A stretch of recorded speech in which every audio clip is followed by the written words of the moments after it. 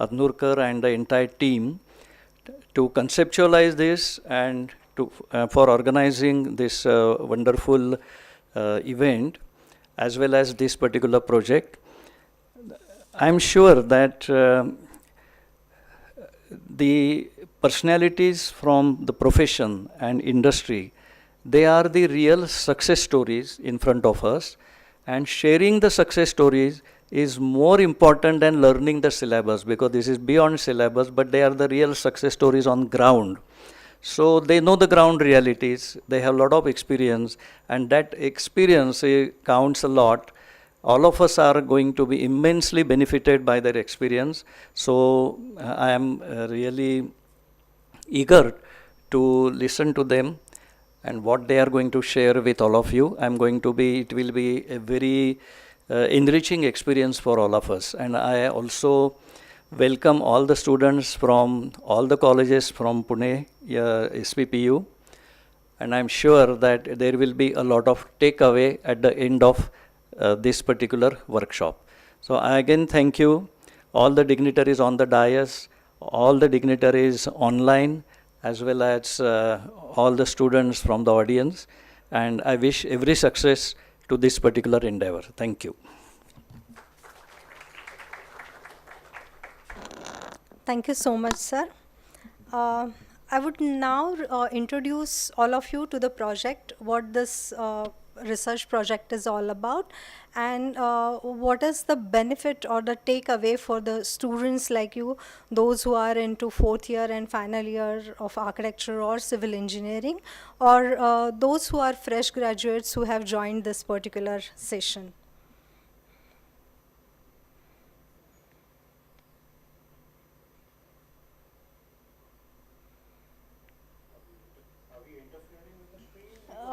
I would like you to request to take your seats in the audience. Thank you.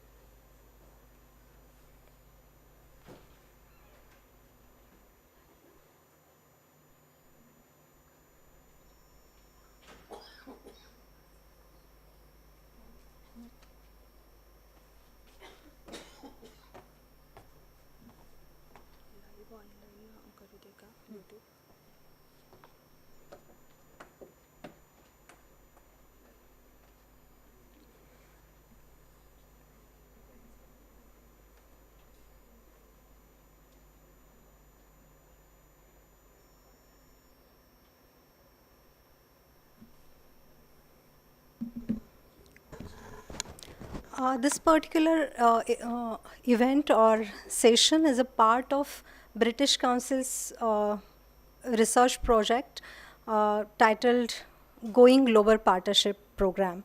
And the title of this particular project that we had proposed and got funding for is Industry Academia Collaboration in the Built Environment. Particularly this project aims at bridging the skills and knowledge gap in the construction sector. So you must have experienced that when you go for professional practice as an intern during your graduation, or you join freshly in the industry, the industry experts or the professionals complain that have you learned anything during your graduation? That the thought is that there is gap in what you learn in the academics and what is practiced in the industry. So we thought that it is very essential to identify these gaps, because both the academia and also the industry suffers because of these gaps. If you look at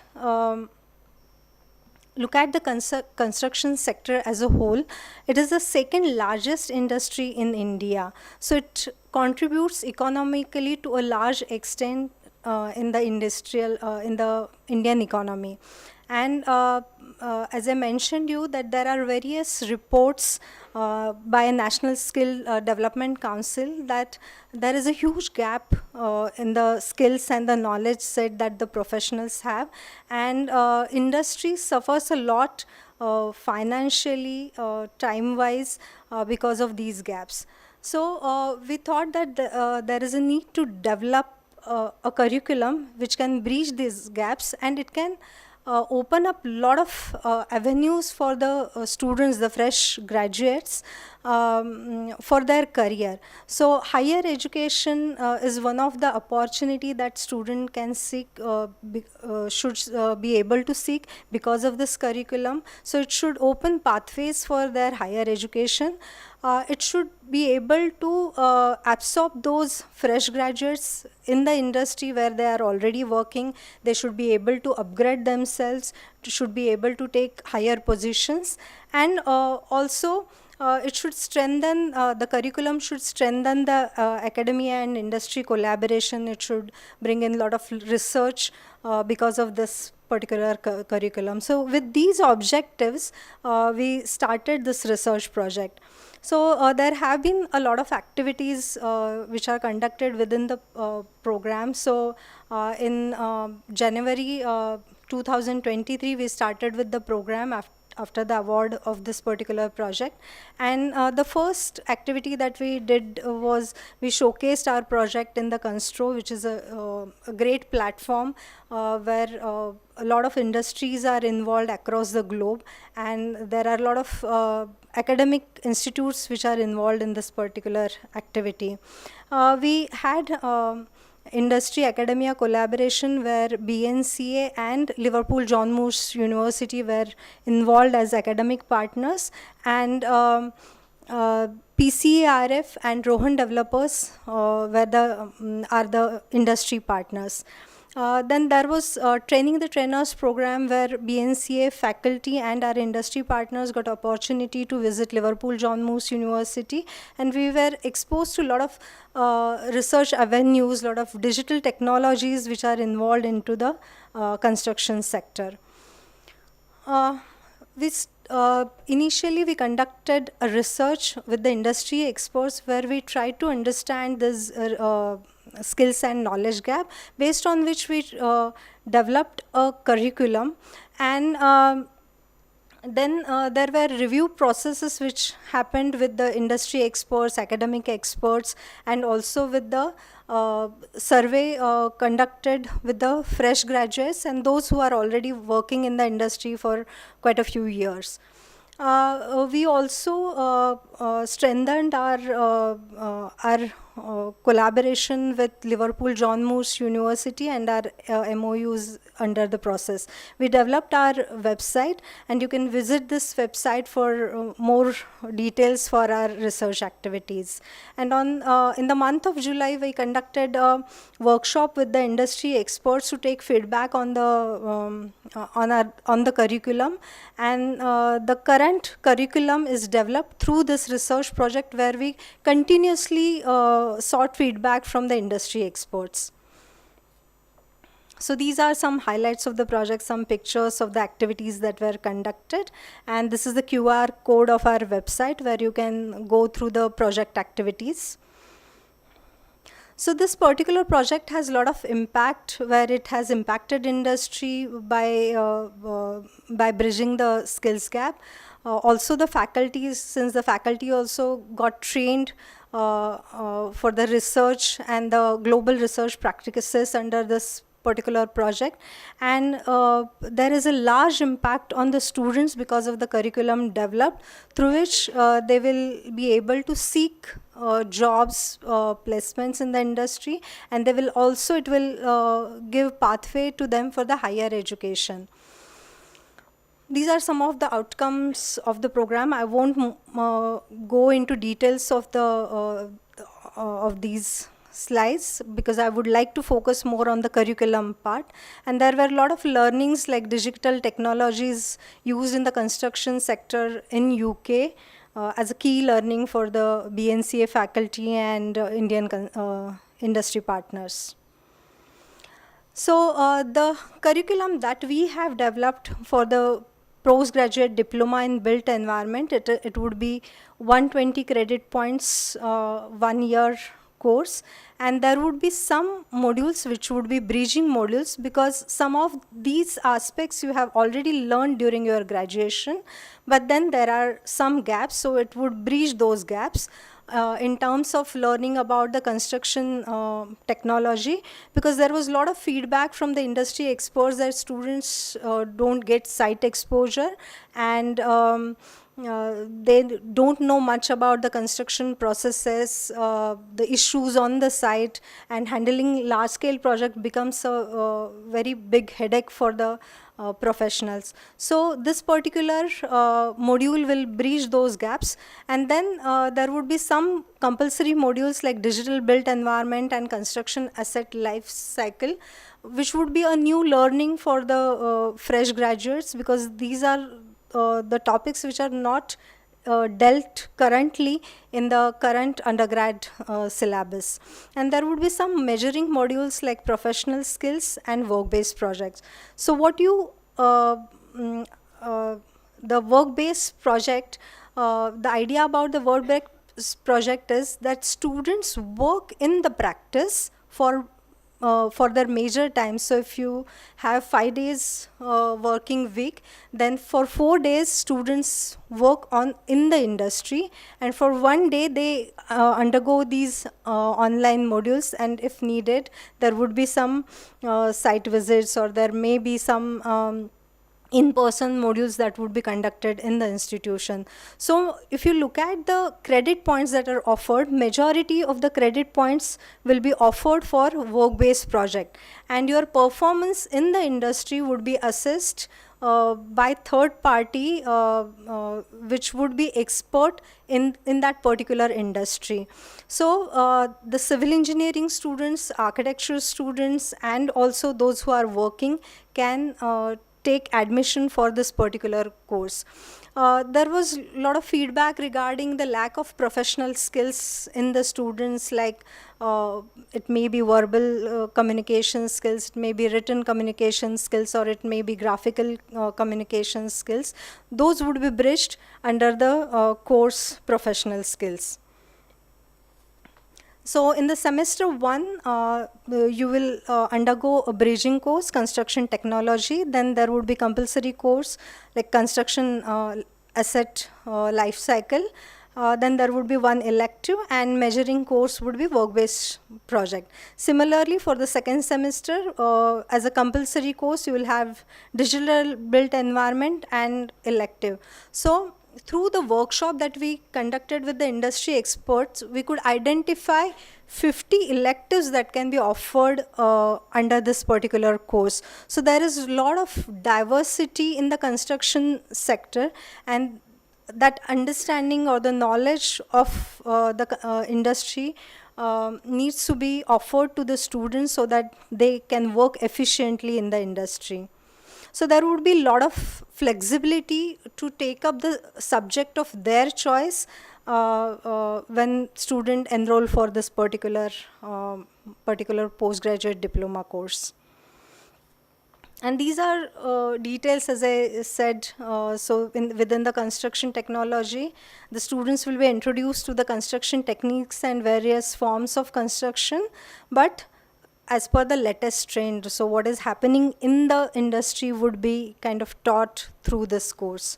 And there are a lot of detailing it has been done under each of these course. So I won't go in each of these modules or the lesson plans. Digital built environment is something that that is a novelty of this particular course, because there is a lot of digital transformation which is happening in the construction industry, and you have these a lot of buzzwords like blockchain and artificial intelligence, virtual reality, then artificial intelligence, you have Internet of Things and digital twins. So all of these digital technologies are also related to the construction sector, which students are not aware of, and that appears as the lacuna when they go for seeking the jobs. Also, the use of drones, the technology of drones are widely used in the large-scale projects. So, students would be made aware of these digital technologies within this particular course.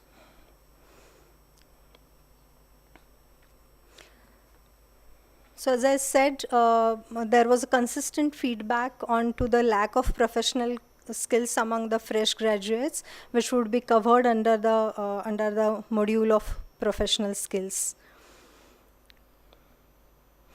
The best part of this particular PG diploma course is that there are a lot of students who would like to go for their higher studies, but because of the high fees, they are not able to afford the higher education. So in this particular course, students will be working in the industry, so they will be getting the stipend and they can afford their fees for this particular course. So you can actually learn while you earn, and that is the best part of this course.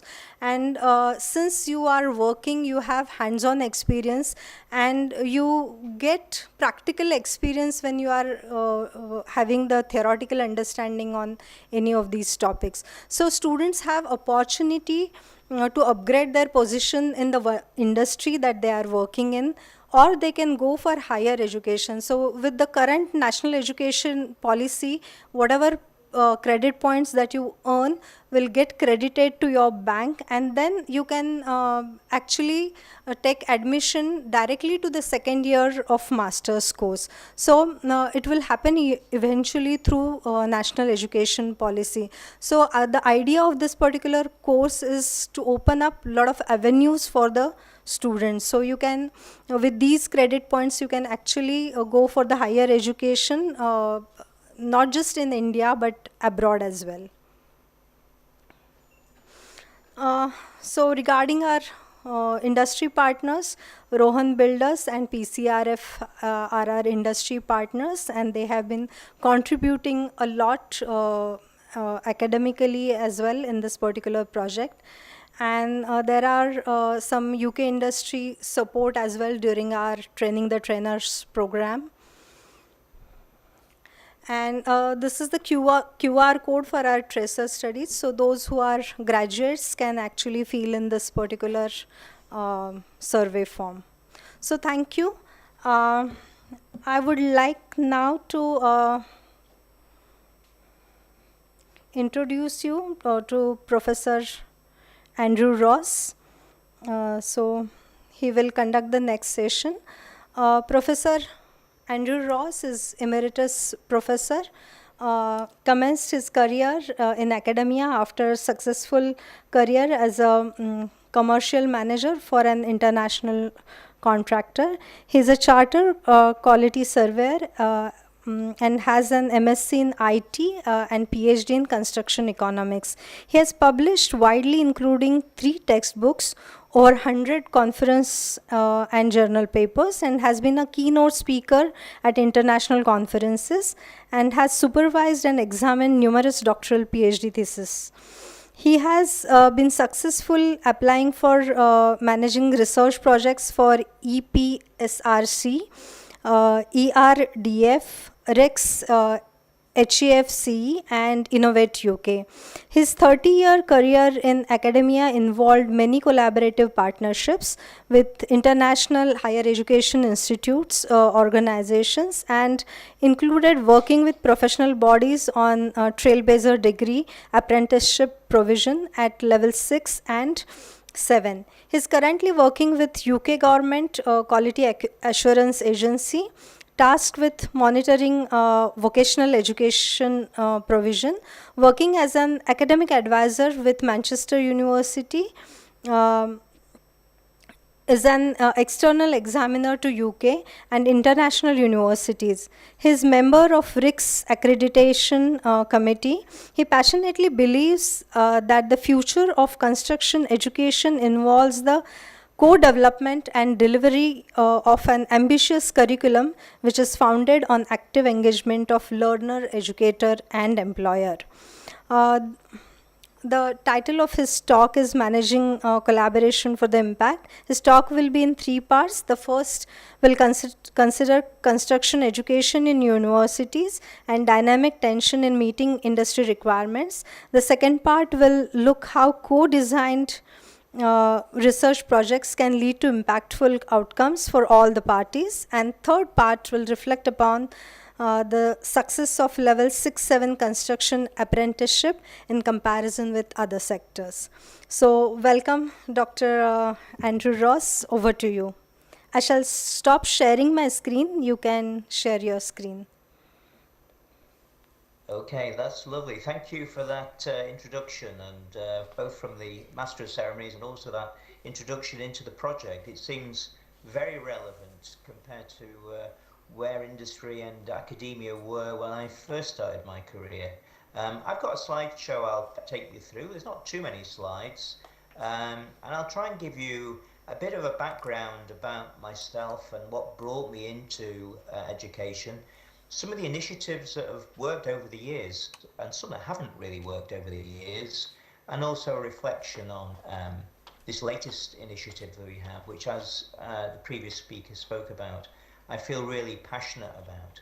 So let me see if I can get the technology to work and share my screen. So let me just see if I can get it to work.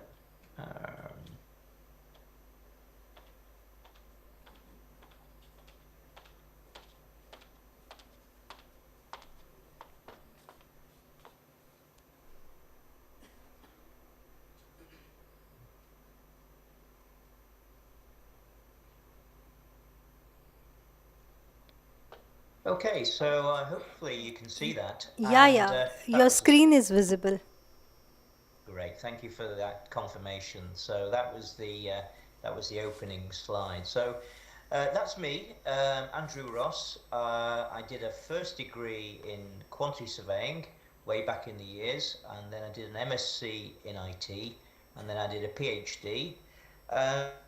And I would say that my career hasn't been a straight line. It's been a series of wiggly lines, and I think you'll probably find the same for all members of the panel and also all members of people who work in property and construction, whether it's design or it's construction. Often the first job you have is very different from the last job you have. And in my case, when I left school with my A-levels, I enrolled to do dentistry of all things. So I've had a strange introduction into construction.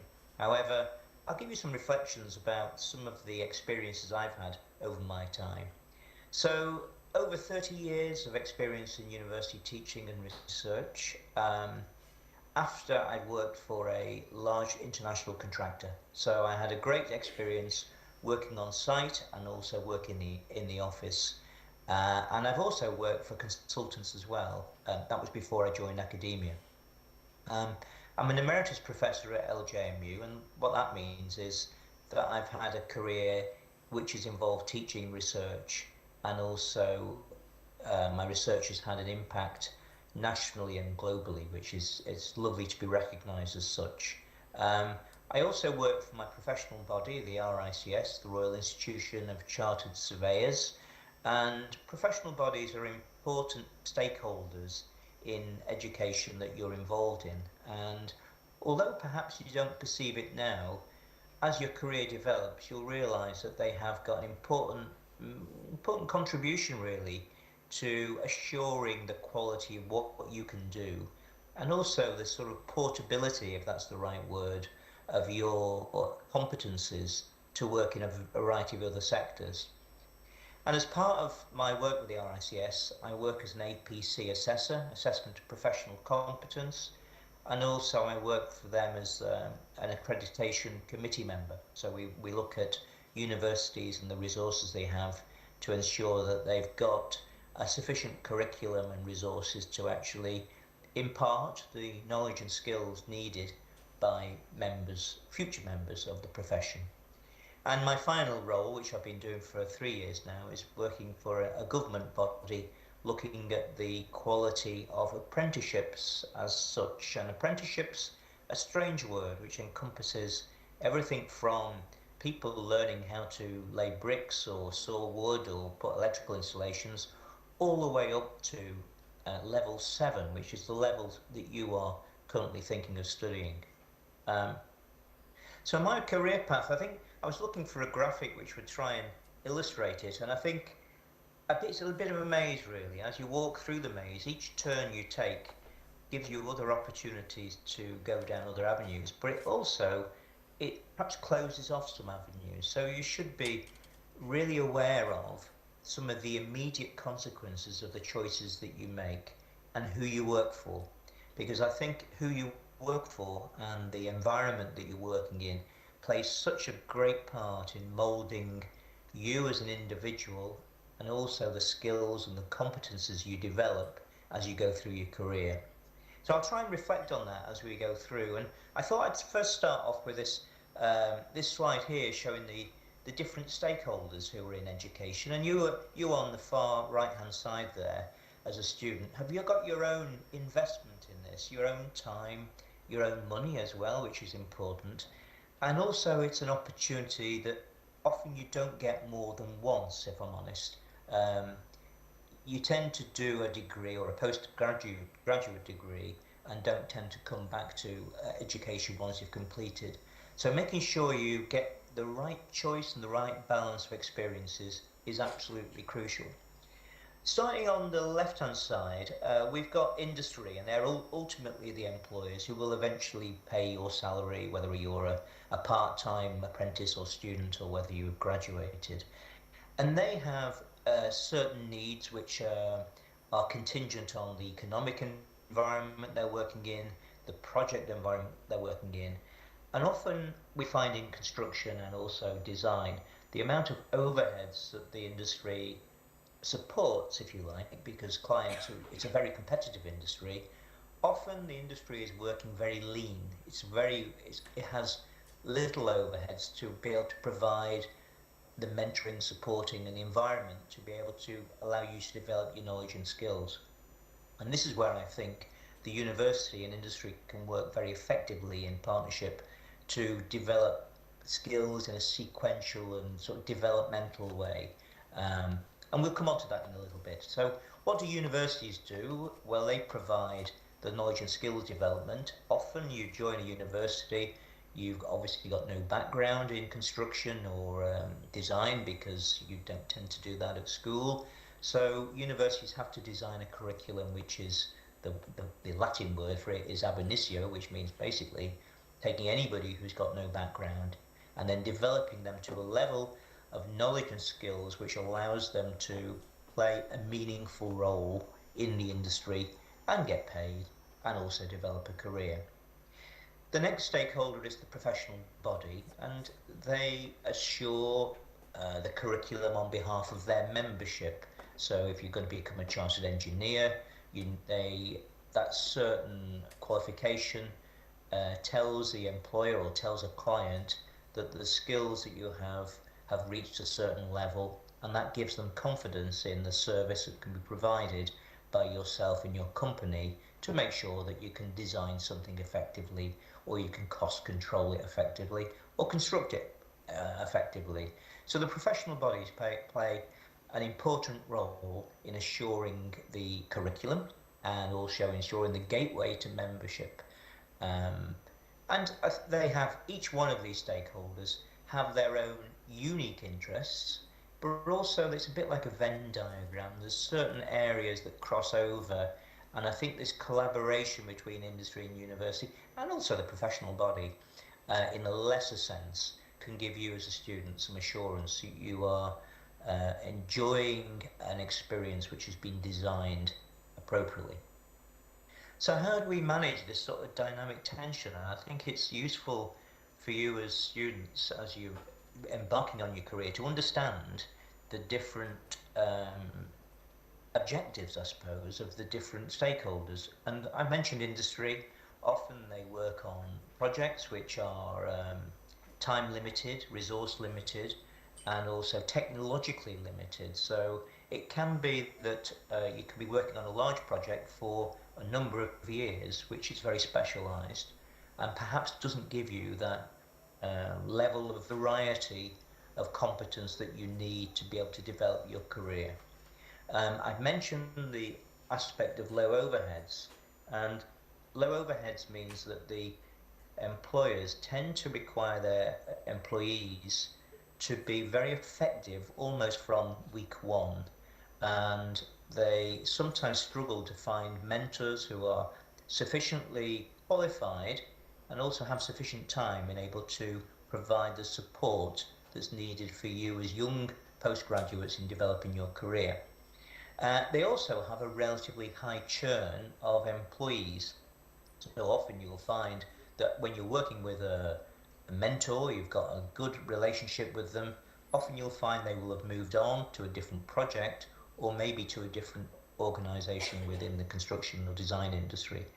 So consequently, um, it's important to, when you think about which employer you're going to work for, think about who your mentor might be, how long they've been there, what their skills are, and also the reputation of the organisation in supporting its new young members of staff. I'll talk about that when we talk about apprenticeship, because as young new members of staff, the knowledge and skills you're bringing into that industry are absolutely vital for them to innovate. The next stakeholder is universities. Now, universities tend to be funded from government, but they also require funding from students.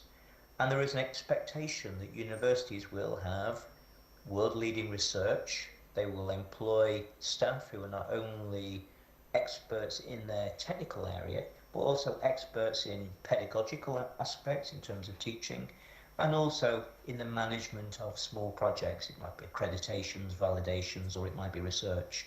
So the staff in universities are multi-skilled, but they've got other expertise which is not directly related to teaching and to the industry collaboration. So just like industry have projects, university have projects, and they have to manage their own businesses, if you like. So it's where they can come together that you find very effective university industry collaborations. I mentioned the professional bodies. They've got to be careful that they maintain standards, because the membership of professional bodies, the membership pays a fee, and they expect that fee to assure their professional status, which in itself can assure them of a salary. So consequently, professional bodies are pointing in two directions or three directions. The employers, to make sure that they're representing their needs, their members, who work for a whole range of employers, to make sure that they're assuring standards, and universities, to make sure that they are considering the quality of the universities themselves. And then finally, which is the most important really, which is the students. Their relationship is developing their knowledge, skills and behaviours to allow them to, once graduating, to be employed, but not employed as experts, to be employed as neo-experts, young experts, who are going to develop that skill and knowledge in the workplace. And when I reflect on my career, most of my real impactful learning was within the workplace, working alongside skilled individuals who were good communicators, who were patient with me and patient with my mistakes I made.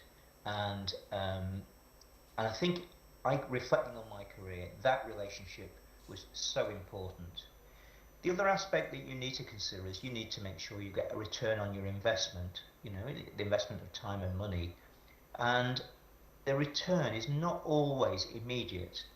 I've seen so many examples where students have left for a high salary and have found that the expectations have been too high, and they've had to take a step down, which has perhaps sort of damaged their sort of aspirationals or energies, to be able to rebuild. So be careful about how you're going to get that return on investment. Some good examples, I think, I was thinking the other day about industry academia collaborations. Well, we've got research-based collaborations and educational-based collaborations. The research-based collaborations I've been involved with over my career, knowledge transfer projects, were a government-funded initiative where the government would fund short-term projects, 1 to 3 years, which would be delivered by a knowledge associate, which would be typically a postgraduate student, and they would work on a very clearly focused research project with pragmatic outcomes. So the industry would agree those outcomes that would be delivered within 1 to 3 years, and the postgraduate student would be focused on delivering those. So going back to that argument about industry having little overheads and little space to innovate, this was a great way of providing a funded collaboration between universities and industries to provide those sort of small nuggets of innovation that everybody has. Everybody has the ideas of how to do this, but sometimes doesn't have the time or the funding to do it. So these KTPs, knowledge transfer projects, were a really good example of how research-based collaboration works very well. Two others I would point to. One was something called the ERDF, European Research Development Funding. Now this was in the UK. We had some research funding from Europe, and they were looking at very short, small term research-based interventions. So often a business would come and think, we're interested in solar power, for example, for housing, and we're not quite sure how to redesign our roofing systems to make them most effective, for example. And the ERDF would provide a small amount of funding to allow us to do some research. We would bring in a structural engineer, we'd bring in a materials specialist, and then industry would bring in their expertise, and between us we would come up with a new design which would allow for solar panels to be installed on roofing, which would be effective and also be productive. So there's lots of examples, and you can find lots of these online very easy with a quick Google search. I've not put any links on there because I'm sure that you'll be able to find them quicker than I could give you some examples. And the last one that I've been involved in is where the professional body have identified an interest for their members and want to just have an idea about the impact of new initiatives. And we did a project on international measurement standards. The RICS were interested in the impact of their approach on unifying different countries' methods of procuring and managing buildings. So they came up with their international measurement standards, and we did a survey across a range of countries to identify the barriers and the opportunities, and then reported back to them. So that was sort of a research-based professional body collaboration. So industry, European development funding, professional body funding. In every one of those instances, you need to have effective collaboration right at the start, clear communication, clear understanding of what the objectives might be. And then on the other side, which is the educational side, which is where I've been involved in recently, is firstly the scholarships, where a company can provide some funding to a postgraduate for them to do to do a degree or a postgraduate degree or a particular project, and they will provide the funding for it. But the most interesting and exciting thing, I think, is this apprenticeship program. And a little bit of history. Apprenticeship started in the UK in higher education in 2016. The government at the time recognised that education was expensive, and in some ways it wasn't providing the curriculum and the output that was needed. So they set up a number of trailblazer groups, some in construction, some in design, some in healthcare, manufacturing, aerospace, every industry you can imagine. And they brought in a group of industry and academia experts who worked together to try and develop the knowledge, skills, and behaviours needed at the different levels of education. Level 3, 4, 5, all the way up to level 7, which is the level 7 which is before doctorate. So you can see then, by having that sort of visionary approach, that the structure, if you like, or the framework was developed to allow us to come up with these higher level apprenticeships. So the essential features were, on the left-hand side, the knowledge, skills and behaviours, which were realistic and the right level and relevant. The industry partners who were involved in that needed to have a long-term view about their resource needs, human resource needs, staff resource needs, and they also needed to make sure that they had the mentoring capacity, which I mean by that the individuals within the company who've got the skills, the time, who are appropriately qualified and have the experience and can understand the journey the apprentice is on, which can be up to 5 or 6 years in some cases, and they can provide that support as the apprentice goes through their program. And on the next stakeholder is the university. They're looking at the theory of practice, and they have to have an interest and the resources to underpin the delivery of that apprenticeship, because it's not just like teaching an undergraduate program or postgraduate program. It requires a clear understanding of the language and the skills needed from industry. And then on the other side, we've got apprentices, and they've got their commitment to developing the skills required, and also the ability to manage their learning and development. So these are the sort of key features here involved in this particular program. And I'll just give you some examples of really good practice and some examples of poor practice. As working for the government, I've seen so many different apprenticeship programs in different sectors. The one I've seen which is the best practice is the advanced practitioner in healthcare, and this is at level 7, which is postgraduate level. And I'm reflecting on what the sort of key components are in this. First one is there's a very committed employer, which is a healthcare employer, who have a commitment to developing their staff. Okay, more than construction, more than design. I found that the healthcare staff, maybe it's a factor of their sort of their type of industry that they provide care. They tend to spend more time in training and developing their mentors who work for the health service. And also they limit the number of apprentices being supported by those mentors, so there can be a real good relationship between mentor and apprenticeship. The next thing I would say is highlight as a real example of good practice is the curriculum. It's very developmental.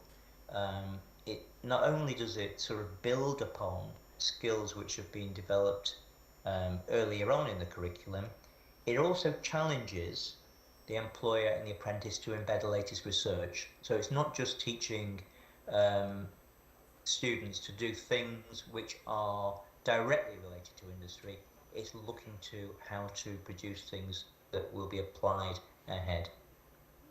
And then the assessment, that there's milestones that require the employer and the apprentice to have a joint input to assure progression, and it's also independent to ensure equality. So those 3 aspects are structurally really good practice.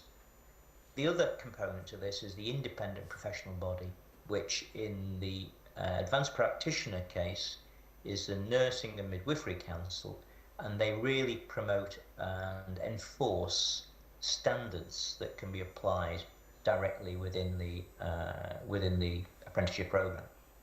Some examples of poorer practice, and you should be aware of these as potential people who are going into this industry, is employers who have a lack of engagement with higher education, mentors who don't have the time or the reward for their role, and they have a lack of capacity to allow the apprentice to develop. The provider, and it can be a private college or it can be university, who lack the understanding of the apprenticeship curriculum and the lack of the resources to monitor the apprentice's development. And finally, the assessment, which is insufficiently adapted to the workplace. So it's not stretching and challenging, it's a bit uniform, it's not linked to the knowledge, skills and behaviour developments that are required. So it tends to be a bit sort of vanilla, if you like, a bit not specific, not it's sufficiently developed. So some effective collaboration, some effective innovations in collaboration. First of all is diagnostics at commencement. So the employer looking at the scope of opportunity to allow the apprentice to achieve all the KSBs. The apprentice to do some diagnosis of pre-existing knowledge, maybe developing an individualized learning plan which takes account of what their aspirations are, and agreeing some milestones that can be used along the way to monitor performance. The provider has effective governance and monitoring systems that can help identify progress and allows all the parties to the apprenticeship program to have an input, and also to identify when apprentices are falling behind and can come up with an effective plan to bring them back on program. And that's what's required by these tripartite reviews to reflect on and agree future specific plans. And then finally, staff development, where the industry and the provider work together with a clear focus on mutual development, people in industry and people within the provider, the higher education industry or the independent learning provider. So I was then thinking about how, if I put myself in your shoes, how would I develop a career plan? First of all, some caveats. I'm not a careers expert, but I think reflecting on my career so far, I've had a reasonably successful career. Planning as a verb is fine, but reality can change things. And I think there's a phrase about no plan survives first contact with the enemy. Or I think Mike Tyson said, planning is fine until you get punched on the nose. So short-term and long-term goal plans can sometimes be in conflict, so you should be aware of that when you start out.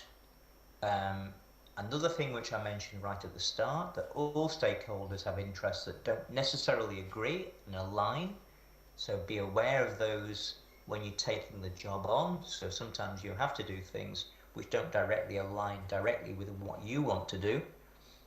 And then the last thing I would say is there's a lot of things that are outside of your control. The projects you're working on, who you're working with, the mentor you get assigned, the projects that are won by the organisation. You have to be flexible in terms of how you can apply your skills over your career. And often we have a number of short-term careers. Some are developmental, and I can remember some of mine which have been really developmental, and others being less so.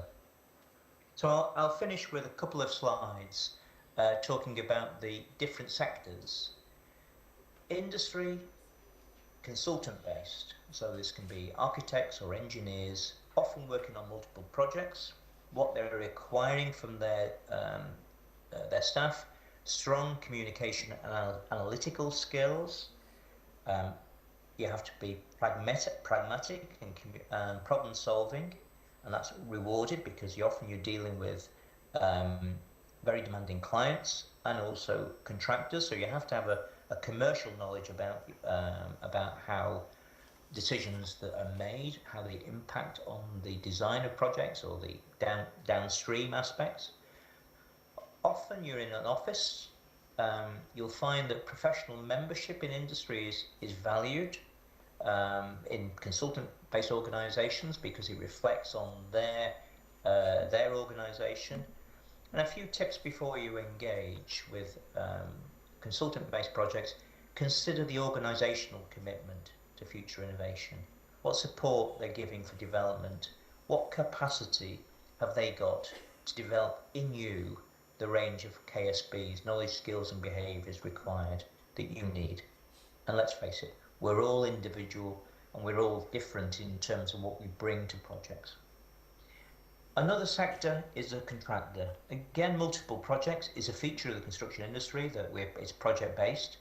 Some are long term, so you'll sometimes find you're working on a project which might last 4 or 5 years, and your individual knowledge is an absolute asset to the employer because not everything is documented.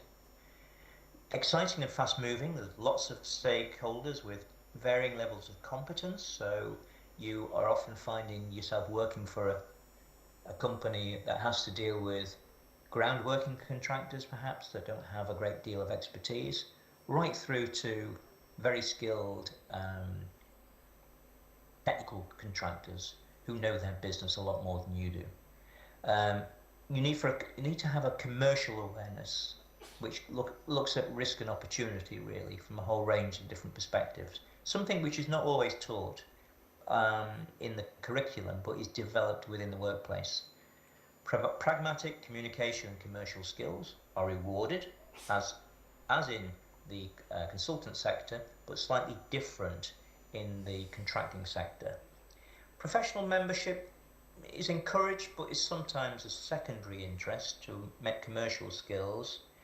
And then some tips before you engage in this sector: consider the sector focus. It's often difficult to shift from a sector if you're in housing or civil engineering or, I don't know, working for a particular healthcare maybe. Sometimes you get pigeonholed, it's the wrong word, but I suppose it's sort of in a sector which is difficult to get out of. Rewards and progression in the contracting area can be very attractive, and you need to consider your own personal development. And academia, the final one I would come to, is often you remain with one employer in one location for a long time. It's very interesting because there's lots of opportunity for applying your pedagogic or research skills outside the immediate sector. You need the ability, which you would develop as students, to consider abstract problems and then think about how you solve them. Need for sensitivity, similar to contractors and consultants.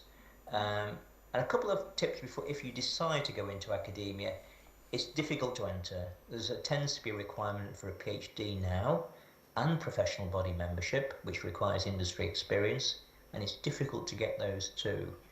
I would say it's generally less financially rewarded than industry, but however, it's a very rich environment to work in. You work with some fantastic people, and it allows you to develop your own personal interests, which sometimes you can't develop in industry. Last one is professional bodies. They do have people working within them who are from a technical professional background. Difficult to enter and often tends to be short term. Government and local authorities, they do require professional body membership. Less likely to be innovative, they tend to be slower moving and more, I suppose, bureaucratic, and often less generous financial rewards. And finally, employers, public sector employers such as the health service, private sector, oil, gas, green. My two brothers work in both those sectors and have had great careers, retail or office development. So I think my point in terms of considering the sector you're working in is very much linked to that issue of employers. Which sector you work for often has very particular skills. And these final thoughts for students: careers are unique and involve a balance of personal ambition. We've all got different personal attributes. Some of us are more effective than others in terms of communication. Some of us are more effective in terms of developing a focus on doing a particular technical task. So you need to reflect on your personal capabilities when making sure you get a good fit. And there's loads of matrices you can look at that reflect on your personal personality and how what you're best suited to. Next point is your first employer is likely to be your last one. However, your first one is important to choose carefully because they have a massively important role in your knowledge, skills and development. So choose the employer wisely. Some qualifications stand the test of time, so degrees, professional body membership, they've stood the test of time. In my career, it's worth investing in your future. Do take the time out and don't get diverted just for financial reward. Next thing is accept that plans change in accordance with your needs. What you hope for at 23 is unlikely to be still relevant at 33 and definitely won't be relevant at 43. Investment in education always provides a return. Sometimes it can be a little bit remote and you think, why am I doing this? But it's worth it because often you'll find that things you're learning or people you listen to have a real impact on your career in the future. So, don't be too dismissive, I think, is what I would say. Lastly, last slide. Thoughts for employers. I know this is not directly to employers, but I think they should consider carefully their obligations to joining employees. The first one is making sure the role that they want the employee to take matches the expectations of the graduate. So it's trustworthiness, openness about the potential role is absolutely key. Make sure that mentors are available who've got the time and support, and there's not everybody who works for employers is suitable for that role. Consider the knowledge, skills and behaviours that the new employee can bring. Often when they start off with a new employer, they can be a little bit shy, a little bit awed by the employer's environments, but I think employers need to accept that and provide the encouragement to allow them to innovate, because they're bringing from the university the very latest skills and knowledge in terms of application of technology, and they are the future innovators and agents of change. So they need to be encouraged and rewarded and sort of nurtured in some ways. And also my last point would be to provide support for the longer term needs that the new employer needs, the professional body membership, or to do some short-term research projects such as those I've mentored earlier on. And also they in turn will become mentors to new employees. So I'll finish at that and I'll pass over to questions. I'll stop sharing now and go back to see if I can just do that.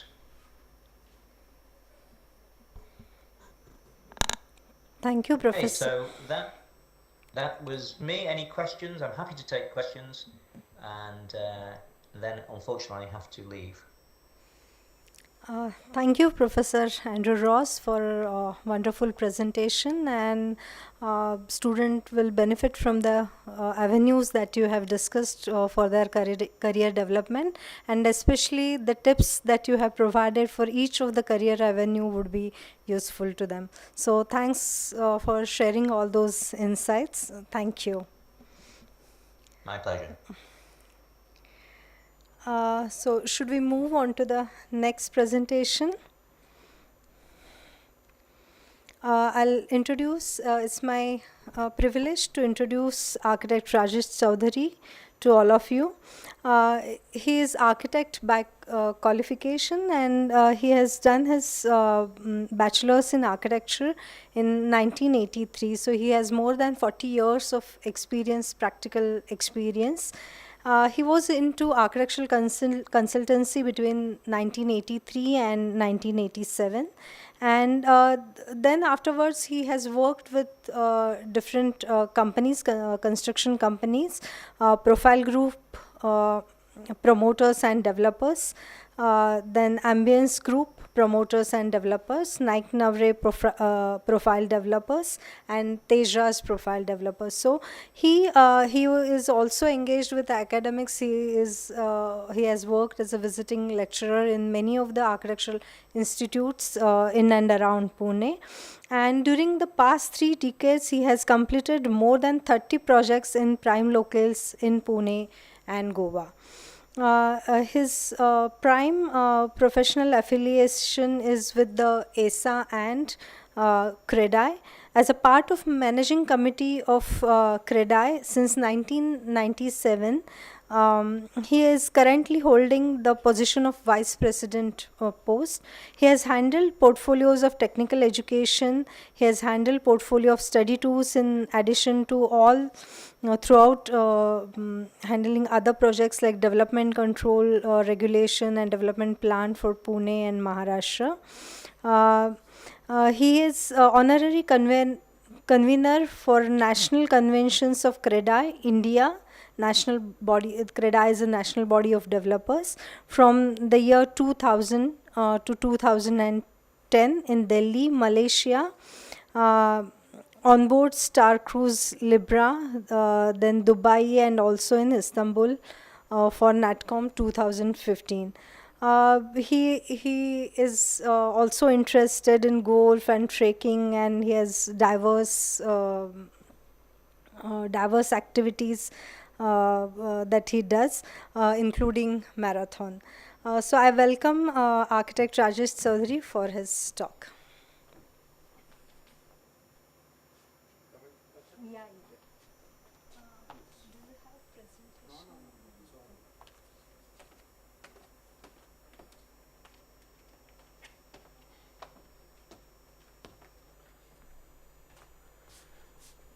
Hi, good afternoon or good evening, everybody. Yeah, so you guys are awake. Good to know that. I'll start from the reverse in terms of what was described about me, marathons. So last 5 years I've run Bombay full marathon, 42 kilometers. Keep that as a goal. If that is a goal, your health is a goal, followed by studies, automatically the career is chalked. As far as education is concerned, it's a privilege to be here because for 5 years, Anurag Kashyap was in my class right from first year to final year architecture. We are in the same batch. So it's pretty nostalgic to be coming here and getting an invite from Anurag. Third issue is to be a postgraduate is what we have been talking about. Naturally, there are 2 ways of being a postgraduate. One is don't go for the convocation after your graduation. Your certificate will come by post, your graduation certificate, call yourself a postgraduate because it has come by post. Alternatively, this is only to awaken you the lighter side. The better way of being a postgraduate is actually doing the hard work, doing the studies, wherein you're learning from people who have already done mistakes, have rectified them, and are forewarning you. If in case you believe that that postal certificate is a postgraduate, then there will be multiple mistakes that will be committed and you'll be learning out of that, which normally is not the right way, if feasible. Obviously, there are financial other obligations involved. Education never goes waste. Irrespective of both the avenues, never ever stop asking the question why. You may be going anywhere, you may be seeing anything, why and how. You know, the analytical mind that all of you have been through this 5-year course, you will be undergoing. You will be good, you could be a data analyst, you could be a software engineer, you could be anything, and there are many of the architects whom I know who have diversified into field which may be tangential, but the basis, the genesis of all of it has been the approach what has gone through the 5 years. For me also, an opportunity came in 1987. 4 years was practice as an architect. Opportunity came to become a builder. So all those companies that you mentioned, Dr. Vaishali, was where I am a partner, director, whatever it is. So all these are my firms or collaborated firms. It's been since 1987, what this 36 years of being a developer. It was by chance, like Professor Andrews mentioned, opportunity, what you are thinking of at 23, something else would be your career path guidance at 33 age. Same thing happened for me at the age of 27. The opportunity came to become a builder. There was some stress happening within me because whatever I was trying to suggest as an architect to the then developers, whatever innovative I could think of was considered innovative only if in case it was reducing the cost. Instead of typically those old buildings, they had one water tank on top. Cleaning it would mean going without water for a day, no tap water available, so nobody would clean it. So in lieu of that, if in case of one tank you provide two tanks, link them up with a bus bar, heavy diameter pipe, walls, downtakes, cost increases. The developer community said no. You provide toilet doors where senior citizens could fall, slip inside. To access them, you need to break down the door, and you're breaking down on top of him, aggravating his problem.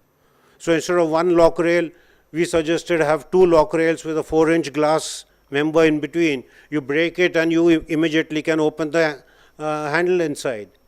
We didn't have cylindrical locks with that pin where you could get in what they are available now. But that additional lock rail will increase the cost. No way. Or with a list of at least 20 things which we were trying to express, and the community said no. And all that frustration saw to it that the first opportunity that came to become a developer, I became a developer.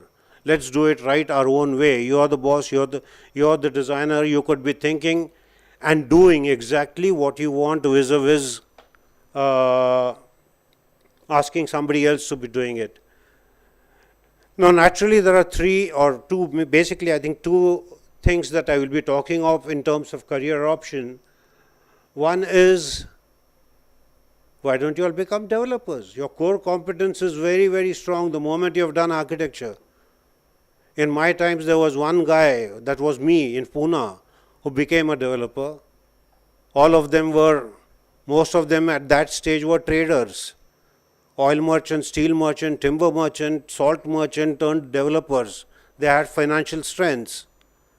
Or there was one architect turned politician, Pilu Modi, a member of parliament, whom we used to rely upon for any change for the architect. I'm taking you guys back in time. This was practically when Adam and Eve were alive. So it's old nostalgia for me, but for you guys it's like the 80s. Having said so, suppose you want to become a developer. Obviously, you need a bit of financial support.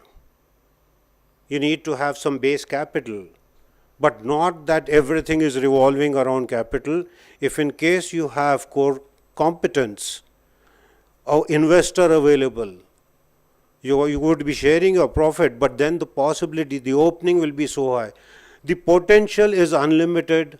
The quantum of development and especially redevelopment that is happening, even the small building that you are staying in or which your parents would have bought, maybe a 40-year-old building, maybe a 30-year-old building, I think it's ripe for redevelopment.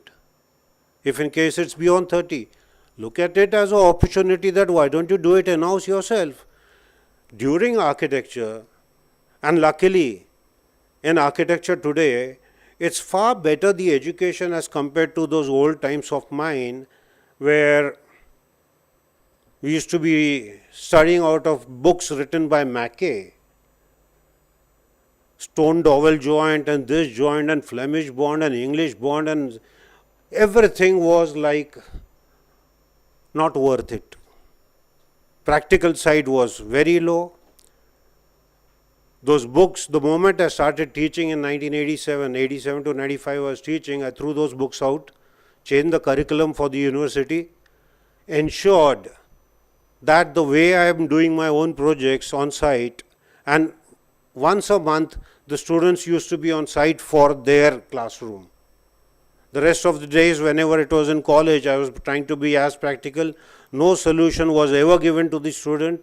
The students themselves came, the problem was raised, the students came out with the solution themselves. You guys are very smart, innovative. If you want to pour concrete for a column, there were children from the classroom who came up with, sir, वो steel का cupboard है, उसका वो वहाँ रख देंगे वो size का, उसके शटर खोलेंगे, शटर बंद करेंगे, कड़ी लगाएंगे, ऊपर से कंक्रीट भरेंगे, नेक्स्ट डे वो शटर खोल देंगे, कबर्ड लेके दूसरी जगह कास्टिंग करेंगे. Any and every sort of simple solutions were coming out of them. They were innovative. You guys are way beyond, you have seen the world. Your passion, whatever you do, the passion has to be, the zest has to be 100%. There is no, you can't be the second best. And you can be the best only if in case the passion is around. If in case you want to become a developer and be a successful developer, there are first three criteria for the project. The first three criteria for the project is location, location, location. Beyond that, everything follows. If you're building Taj Mahal on Lakshmi Road, you're a failure. It has to have that water body, it has to have that viewing distance, it has to have that minarets which have been placed outwards, sloping outwards. So to avoid the parallax, from distance you will see them straight. In an earthquake, if in case it falls, they'll fall not on the tomb, they'll fall apart on the other side, outside. All those elements, the Taj Mahal, I can't reincarnate it on Lakshmi Road. So location has to be right for whatever a commercial project, high-end mall, somewhere outside the city may not work, but within the city will work. What you need is proper projection ability, because now you are getting into a financial involvement. Your projection ability, your analytical ability, way beyond Excel sheets, has to be 100%, for which, if in case you were to choose the career that I chose, your knowledge obviously of all these elements which affect planning, which affect the legal side of it, I'll just read out in sequence. Primarily the DCPR, or currently the UDCPR, Unified Development Control Promotion Regulations, has to be the Bible, has to be the Gita, has to be by heart. Clause number so and so means so and so, without even referring to the book. That should be the competence. It's not a competence, it's a 400-page book, out of which possibly 100 are the relevant ones. Luckily, I was involved in the creation of it, and as an association, I gave 400 suggestions, 300 were incorporated. The government this time was very proactive. I could cherry pick from some Japanese DCPRs, Singapore DCPRs, UK DCPRs, or whatever, it's London or whatever. I could cherry pick from at least 20 cities or countries, present them to the government, and with the conviction of the reason behind why and how they are there. They were proactive and they incorporated. A typical recreation floor that has come in the UDCPR, free of FSI, at 30 meters and above, was picked out of Singapore DC rules. It's called sky terraces. It's like having a 24/7, 365-day space available for recreation, whether it's children's play area or whatever, walking area, swimming area, anything and everything as compared to a normal open space which was was infested with mosquitoes, rodents, reptiles, and weather based. So in the afternoon not usable, rainy time not, monsoon time not usable. So this was a solution, and in case it was packaged like that, they picked it up, they lapped it up in fact. So DCPR is one. It could be all the particular NOCs required. Even here, in case I were to build a building somewhere close by, say Happy Colony, I'm doing a project which is 1 acre of redevelopment, it is affected by aviation. The Ministry of Defense is deciding, in spite of it being way away from any airport, it's affected by the India airport. It is a red zone. I need a NOC. There's a height beyond which I cannot build over there. So you're buying a plot based upon a perceived conception that this would be the end result, this would be my product, and then you get to know, just because you didn't know that aviation rule, that height is not allowed, and all your dreams are, you need to rectify them or rechange them. So aviation NOCs, National Monument Authority NOCs, on Jangli Maharaj Road, if in case your property is close to Pataleshwar Caves, in city it's next to Shanwarwada, in Nagar Road it's close to Aga Khan Palace. These are grade A monument structures where the controlled regulations of what you can build, the height is defined. You need to be knowing that if in case it's next to a coastal body or a water body, whether it's a river, nala, lake or the sea, there are multiple restrictions. All these studies will be important, and the more you study, the better it is, rather than making mistakes. Again, I'm repeating. Railway, next to a railway track, getting a zone conversion for a land, change of use from industrial to residential, the NA rules as applicable, the MRTP rules, the RERA, which is so much there, which is we have to be following. It's a discipline that's mandatory. Or the penalties could be higher than the profit that you're going to earn out of the project. Environment control. Most of you are being taught about it, but then the EC norms, or even a simple thing like to get extra FSI out of a rating where platinum, all my projects are platinum rated except one, which is a gold rated project. I'm getting the extra FSI. I'm putting in a little bit of extra money, but because I love the environment, I want to leave the world in a better place as compared to the rot it has got into, where G20 summits are revolving around the world and the environment and the damages around it. I could be doing my two-bit word towards that. What is stamp duty? What are the rules pertaining to it? What are the registration processes? Consumer laws, labor laws, all this comes into play. Your rapport, you have to be little thick-skinned to be a builder. A soft, timid guy, ghabarlo, there is no window over there. There will be problems, there will be challenges every day, new challenges. How to stand up and fight and find a solution and come out of that particular thing is basically what a builder is all about. How much of precaution you could take if there is an accident on site where you are not involved, how to get out of it? Either get out of it or get inside. Inside means in the jail. If these are the two options, then how to get out of it has to be the way you are moving around, the way you are doing, the way you are acquainted, police wala olkhicha hai, how olkhicha hai, that everything has to be worked around, or your connects, whatever it is. You have to be developing all of them. Now, obviously, the project, whenever you pick up any project, starts with the project analysis in terms of, even before you buy the property, if you have seen a property, first thing that is happening is market research, market analysis. What is the product that could be selling over there? What is the supply demand over there? If the supply is 10x and you are entering into a market where supply is 10x, you are adding to the problems which are already there in that locality. Or you are trying to do a one-bedroom house in Prabhat Road where there are no takers because that one bedroom eventually ends up at 1 crore of rupees. What is the impact analysis of a buyer who wants a one bedroom or has 1 crore of rupees with metro coming in? If in case he were to travel 3 stations further up, 3 more minutes, and he is getting double the area over there. So this sort of market research, market appetite, market analysis and what could be selling is the best thing to begin a project, even before you have paid a single rupee. If that has been done, you are moving in the right direction.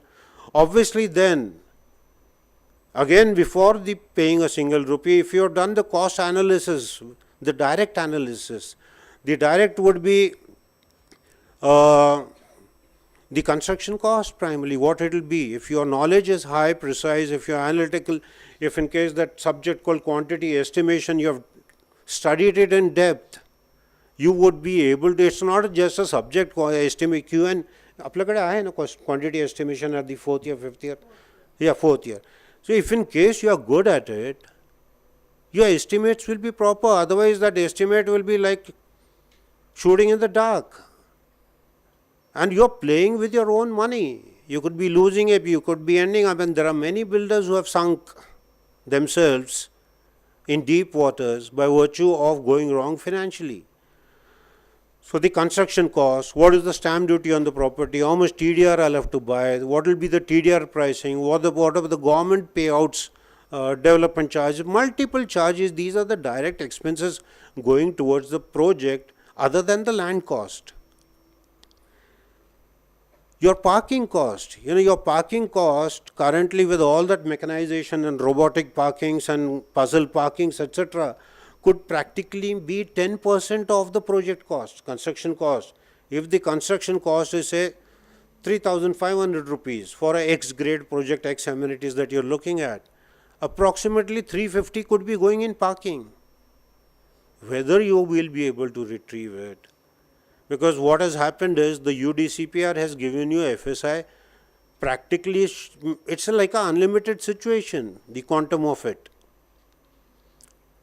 Just to be building and then the parking in accordance and going deeper and deeper, 3-level basements, 4-level basements. And when we did a study tour to Japan, it was Tadao Ando, Hiroshihara, Kenzo Tange, their projects right from Yokohama to Okayama, Osaka in between, Tokyo in between, Kyoto in between. There were constructions happening in terms of technology where they did the piling 100 feet below and they started the superstructure. That building had 4-level basements. They said, we don't have time, we'll dig later and build the basement later. Top-down construction, normally we don't see it in India. Top-down is above the ground you have started up. On a parallel level, you are going downwards also, rather than starting at 100 feet below the ground, etc., and then maybe for 2 years just waiting for the building to surface. And RERA, if your knowledge with RERA, you're not allowed above your next stage is above the plinth. So you're sinking money also, going downwards and reaching a level where the next installment comes at a much later stage. So how that technology would be, even today, for me, question why and how are the most important learning elements. I've organized a study tour from 8th of October to 14th of October in Germany. So it's going to be Frankfurt, Berlin, Düsseldorf and Stuttgart, where the best of architects, best of projects, best of green building elements is all that we'll be studying. It's around a group of 90 builders who are coming from Pune. There used to be these national conventions which typically meant getting in around 1,000 builders from Pan-India registering and getting them up into, say, Venetian Macau or Marina Bay Singapore, Marina Bay Sands Singapore. All this was when you are involved with the professional bodies that professor talked of. If you're there, you're involved. You're involved in the making of it, even the Reiki of it, or the pre-communication of a talk that is going to be or as a talk show. You have talked with the guy who's the speaker for hours and hours together, maybe in person or online, and you have learned so much. Whatever pointers were being given, these are all practical pointers, and this was what Professor Andrew spoke, I was listening to it and possibly I've learned it the same way what he's been talking about.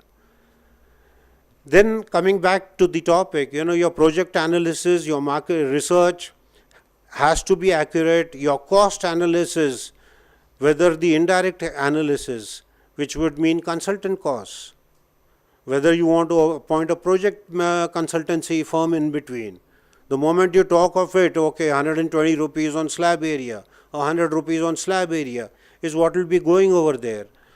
What would be your interest cost? Whether you want to sell at initial stage, mid stage, what stage, or whether you want to sell and is not getting sold. Your money getting in or borrowed money, construction finance getting in, it's all borrowed money where while you are sleeping, the interest is ticking. So if the days of lethargy is over, 80s and 90s was lethargy time for builders. More lethargic the builder, the more money he made because the prices went up. His lethargy was paying. But if in case you were to look at the, say, a bandwidth of last 5 years, 7 years, the prices have been more or less stable or gone off to a level of maybe 5%, 7% a year, which has matched inflation. So, borrowed money 5 years back in time is worth 2x today, whereas the property which you are holding on is worth the same value. You have lost it. It's a lost race. It's a marathon which is a non-starter. You didn't even cross the starting line. Forget the finishing line. So your interest costs, what are your marketing costs, what are your administration costs, marketing costs, sales cost. You have brokers who are charging as good as 5%. There are scavengers and vultures in the market for a product which is not selling, will get into it, buy the product at a discount which is unimaginable, and just because you don't have money to continue with the work, you have left in doldrums and in a situation where you are against the wall, you are in the corner of a boxing ring and you have to take the punch or come out of it with whatever this distress sell. There are brokers charging anything. They have conveniently corporate companies are calling themselves strategy partners. They charge 5%, 5.5% of the project sales. Your profit may be 10% of the sale, that guy has taken away 5%. How your sales competence comes in or how you could save on that money is something again with your relationships you are building up. Quite a few of my clients are my architectural friends.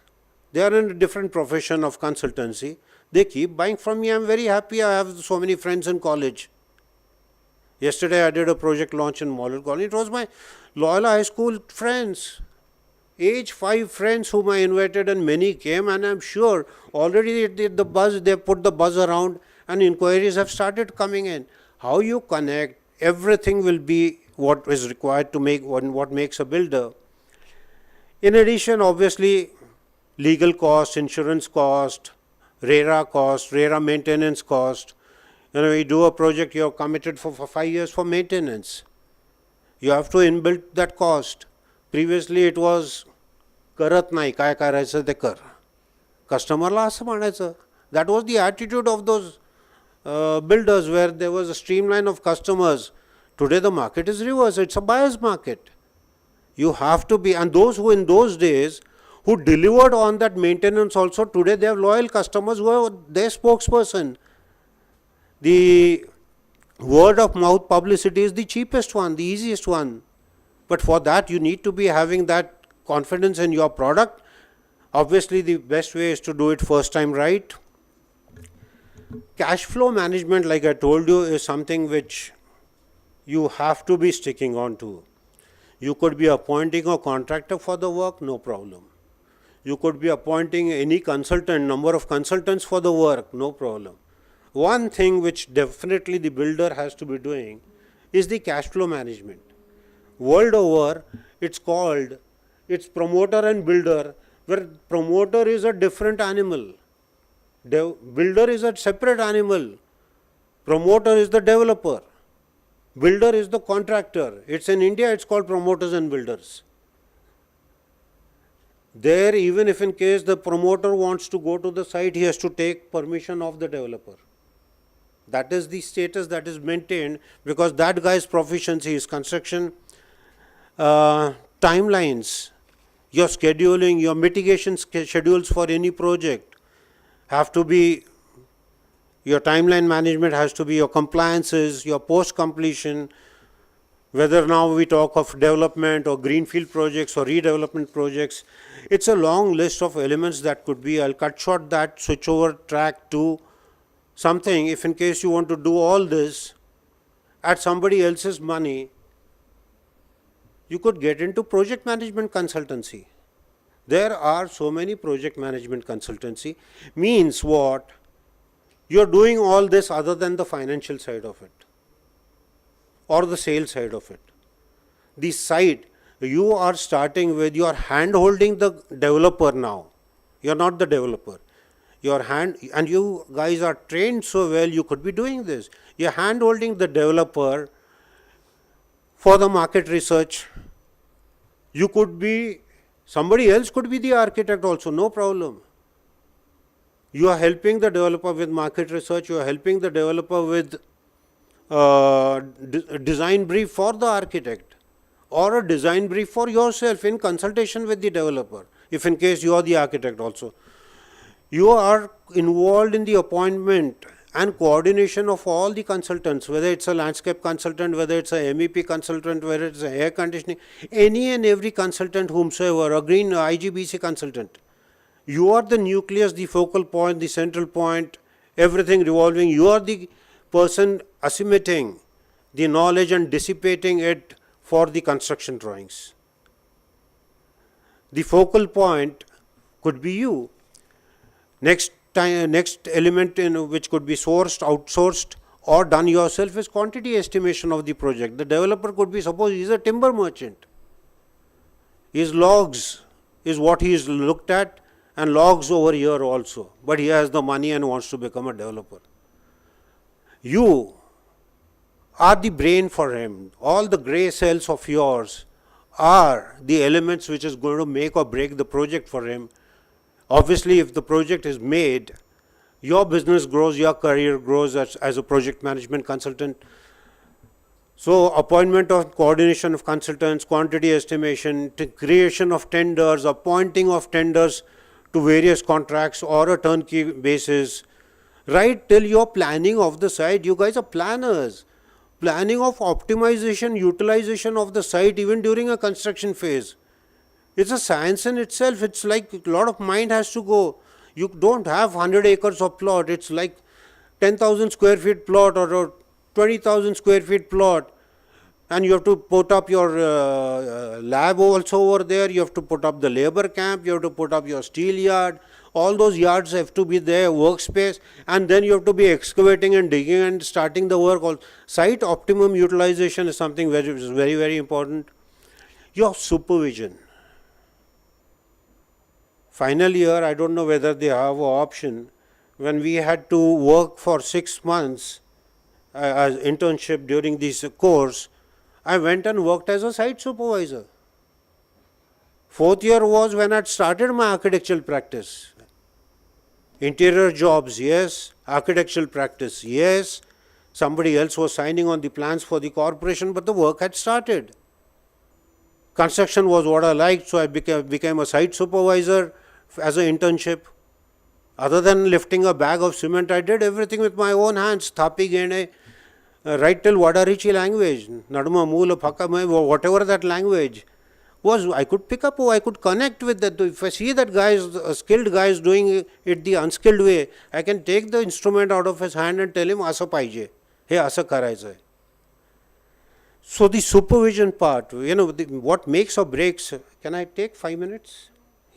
What makes or breaks the project is not the specification. Specification to sabhi wahi dete hain. It is how that material, that marble, that granite, that tile or whatever, how it is being used, how the joinery is, or what is the planning in it and the grid of it and the workmanship. Quality and safety monitoring is again a project management consultant's job. Construction schedules, mitigation schedules, if you are running behind time, like I am by, it's already 31 minutes. 30 minutes was allocated.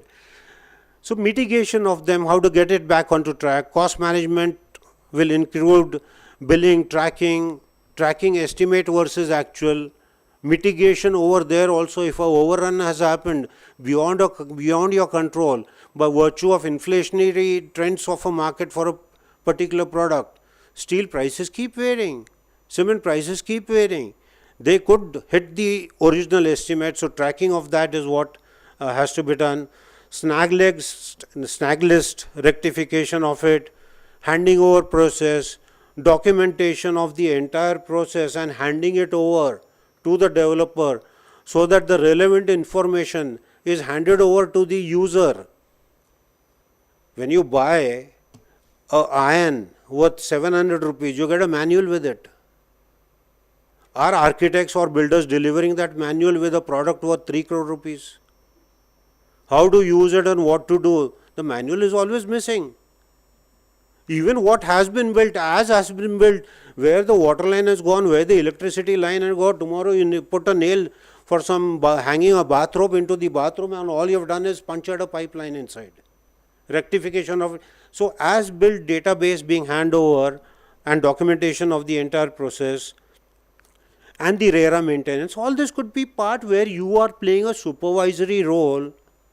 So other than financials and the sales, project management consultancy, your knowledge has to be lateral all the way.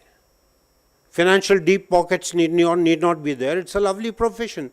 Last 1 minute, the same thing, you could be a project management consultant for the redevelopment where it is practically necessary for a society to have an in-house architect who has done the potential analysis of a particular project, created a report, given them a list, talked with all of them, ki these are the specifications possible. Let's decide upon it as a common. Somebody would want a 6-jet jacuzzi, 4 for the back and 2 for the legs. For a project in Gadchiroli or somewhere Undri Pisoli, do you need it? He'll be there explaining to the members, those 40 members of a society, what is required and what should be there. So specification list, amenity list, project feasibility. Somebody comes and quotes haywire. You know he is falling into a trap. Do you want to just for the love of that number, do you want to be knowingly, it's worse than harakiri. You could be part of this, you could be part of the tendering process too for the builder so that every builder is compared apple to apple. And on behalf of the society, ensuring that the work is happening according to standards committed, according to timelines committed, according to the quality committed, and submitting your reports and hand-holding the society right till the completion of the project. So this is the third option of a PMC in terms of project management consultant in terms of redevelopment. I hope all of you keep studying, don't become the postgraduate as terms of Indian Postal Service. Study as far as you can, it will be beneficial. It's been a pleasure talking to you. Thank you very much.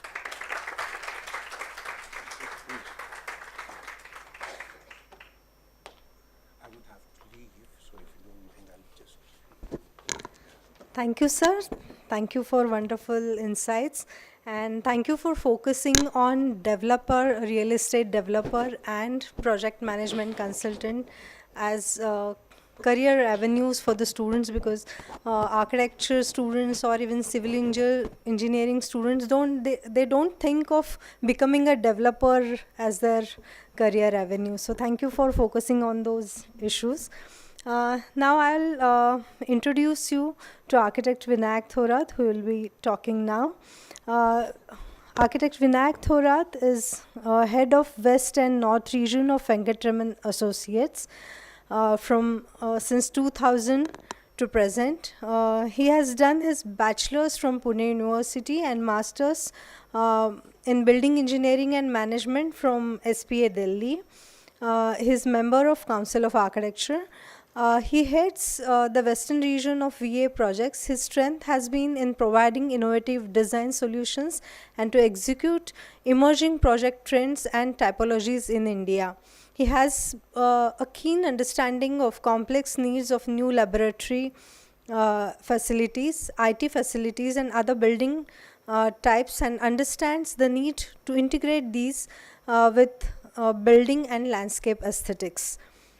He has been actively involved in most of the Venkatraman Associates' largest and most complex projects. He is postgraduate in project management and holds architect's degree, and he has stood first in his graduate and postgraduate studies. With this as a background, he can transform the architect's vision into reality with due respect to time, cost, and quality constraints. Also, he has been instrumental in designing India's greenest buildings based on LEED norms. All project designed and executed by him qualified to green design standards with highest references to quality of work and execution. Quality and design innovation in is his core competency. Under his able guidance, the firm has won many national and international awards in almost all categories of design. So I welcome architect Vinayak Thora to talk on the building assets and the skill sets required.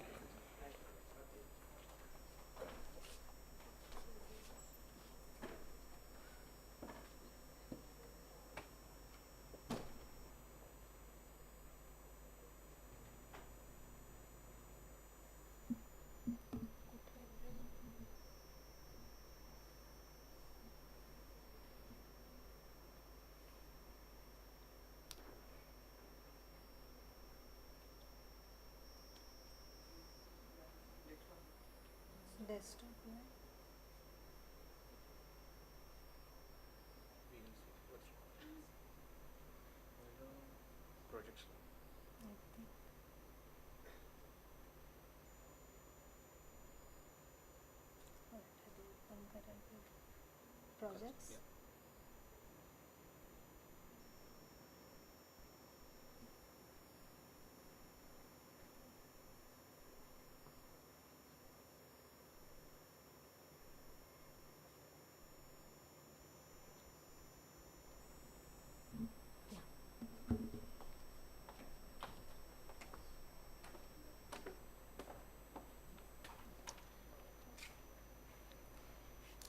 So thank you, Bnca, for calling me over here. Well, actually, I have always been on that side of the stage, and I give very less talks in architectural colleges. Sujata had asked me to come and give a present, be a part of the core faculty over here a few years back, but I refused because I've been engrossed quite a lot in professional practices rather than teaching. So please pardon me, I might, make some mistakes while, giving the presentation. This is not my bread and butter or not my cup of tea, but I've tried to assemble the work that I've done in the past 23 years. This is what we can do as architects in your lifespan. Anyone knows how Singapore was developed or when Singapore started developing? So Singapore got their independence, I think, sometime around 1962, and 1967 is what really made a transformation over there. Their prime minister thought of changing the entire game, and Singapore, what you see now, is only a creation of the last 50 years. So you can change a country in your lifespan. We can try to do little bit of that, and I have tried to do this in the past 23 years.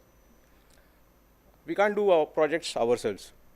So this is a team of people who work with me. Let me tell you about my my background slightly. So I had a company called as Venkatraman Associates. It's a Bangalore-based firm. I have been in this firm only for the past 23 years. I have not been doing. I didn't apply to any other firm, but tried to be associated with this firm over the past 23 years. With me, we have 65 people in my Pune office, and my Bangalore office is having about 120 people. These are the people who have contributed a lot in my success, as well as the projects that you're going to see. That's the first project that I did. Well, let me tell you first thing, Mr. Andrew, what he spoke about and what Mr. Chaudhary spoke about, I could correlate that with the journey that I have lived in the past 23 years. It will be very difficult for you to grasp what they have said probably, but take it from me, next 5 to 7 years are very crucial in your life.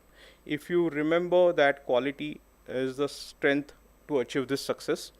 You will be a good architect or a civil engineer. So this is a project that I did when I was just 2 years elder to what you are. It's a Infosys campus in Hinjawadi, Pune. It's a 120 acre, the site was about 25 acres, and the project value then was about 120 crores. That time 120 crores was quite large. In today's world, probably this will be about a 600 crore project. But these were the projects which I learnt a lot. This is Infosys Bhubaneswar. Though I was based in Pune, we did this project in Bhubaneswar in 2002, 2003. You can see a different style of architecture. I don't see it. So now I think you can see the entire image. They are not all glass buildings. We are very energy conscious, and most of the projects that I've done will qualify to silver or gold or platinum LEED certification. So you won't find too much of glass. You will definitely see some projects because ultimately you have to work for a client, and their expectations sometimes are weird. They say we want to have an all glass building. You can't say no.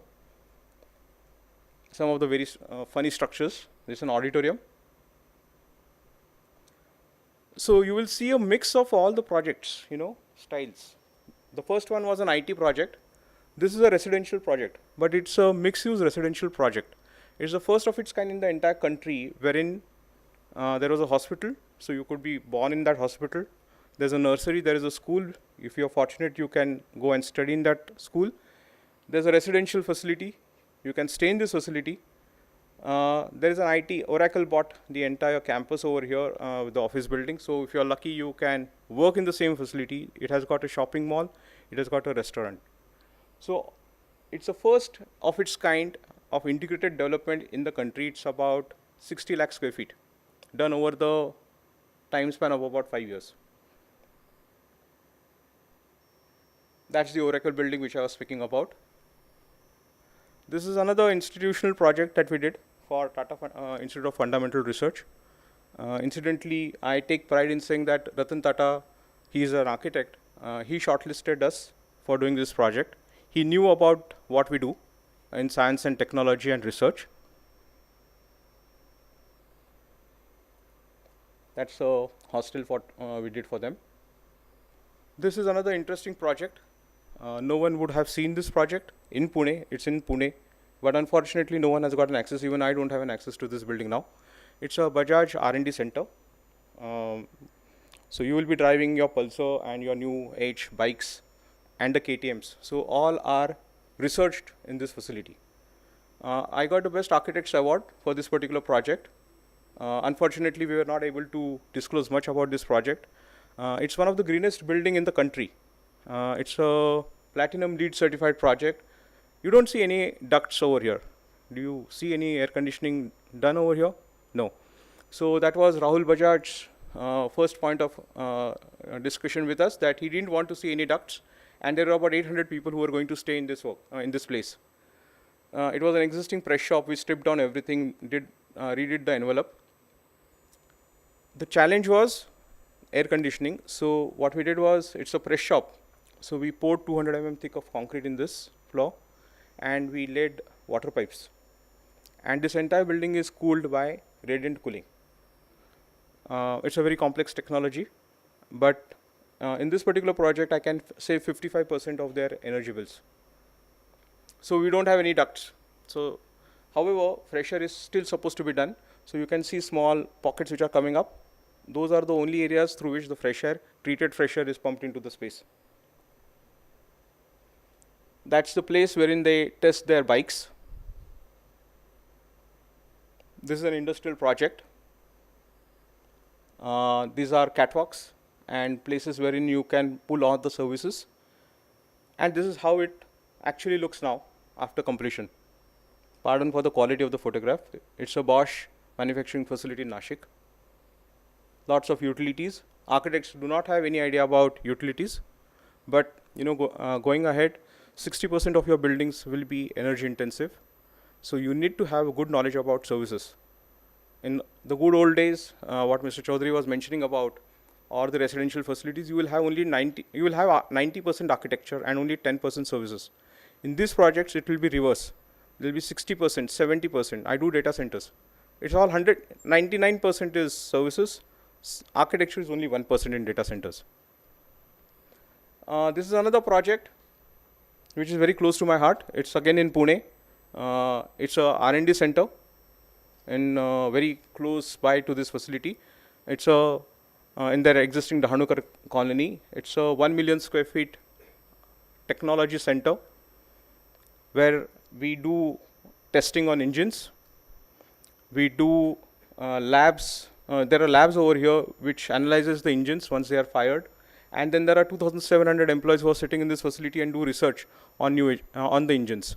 So this is the first of its kind, the Make in India concept. In 2014, Narendra Modi asked the country to have all the engineering brains right inside our country only. So 2,700 scientists are sitting in this project, in this building and doing the technology. Very weird shape facade. This was executed by one of our developers, contractors from US. That's the interiors. That's a small gathering place at the terrace level. So this building was quite huge, about 2 lakh square feet as one floor.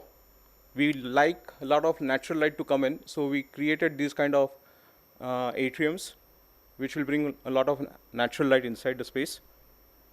These are the laboratory spaces, very complex. Now, the college over here has asked me to speak about my projects in 30 minutes of the knowledge share that I've got over the past 23 years. So it's very difficult for me to capture everything over here. But these are the test cells. These are the laboratories. It's a very different kind of a construction technology that we have used. It's a completely precast structure. We have foundations, we have columns, we have beams, and we have slabs. Everything precast over here. This is right in the heart of Dhanuka colony. Just 9 meters away was a residential colony. So the people of that colony had created a lot of issues, saying that it's too noisy, there will be a lot of dust over here. And they approached the Pune Municipal Corporation to have a hold on this particular facility. So we went back to the client saying that we have another technology which can reduce this to a great extent, not that we will eliminate it. Clients were happy to introduce this technology, and we did this entire building with precast. We have a good quality control also. Most of the structures that are done in Europe will be precast. In India, it's a very new technology. That's the engine which is actually being tested inside this facility. That's a team who was working on my behalf on this project. This is a very offbeat project. It's a very weird slide. No one will understand what this slide is about. It's a doghouse. So I do a lot of work in science and technology. Very few architects in the country would be doing this kind of a work.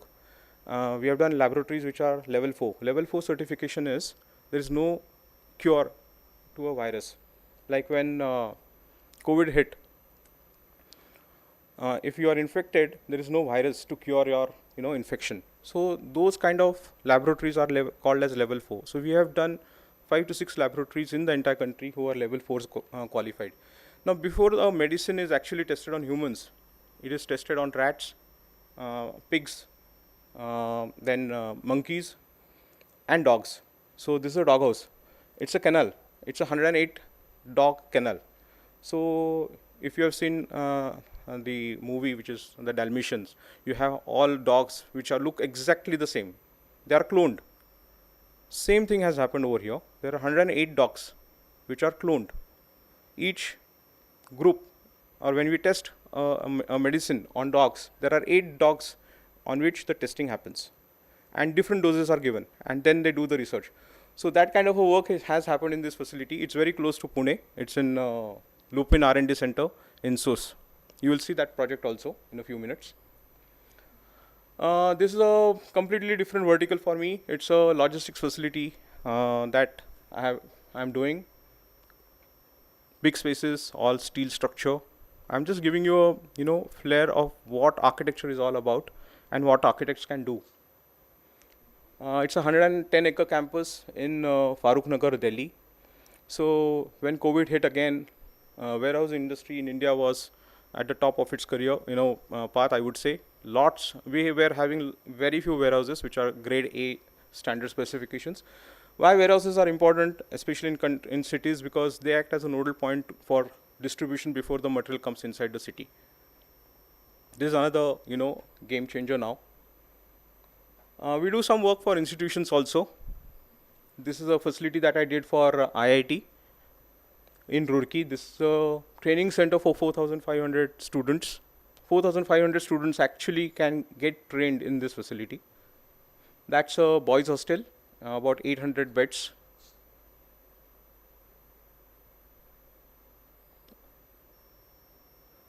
Some of you might be aware of this building. It's Cummins at High Street. So we did the interiors long time back in 2015, 2016. We did collaborative workspaces. You must be hearing about agile offices. So this is one of the first agile offices the country had. This is Kirloskar Brothers Platinum LEED certified building in Pune.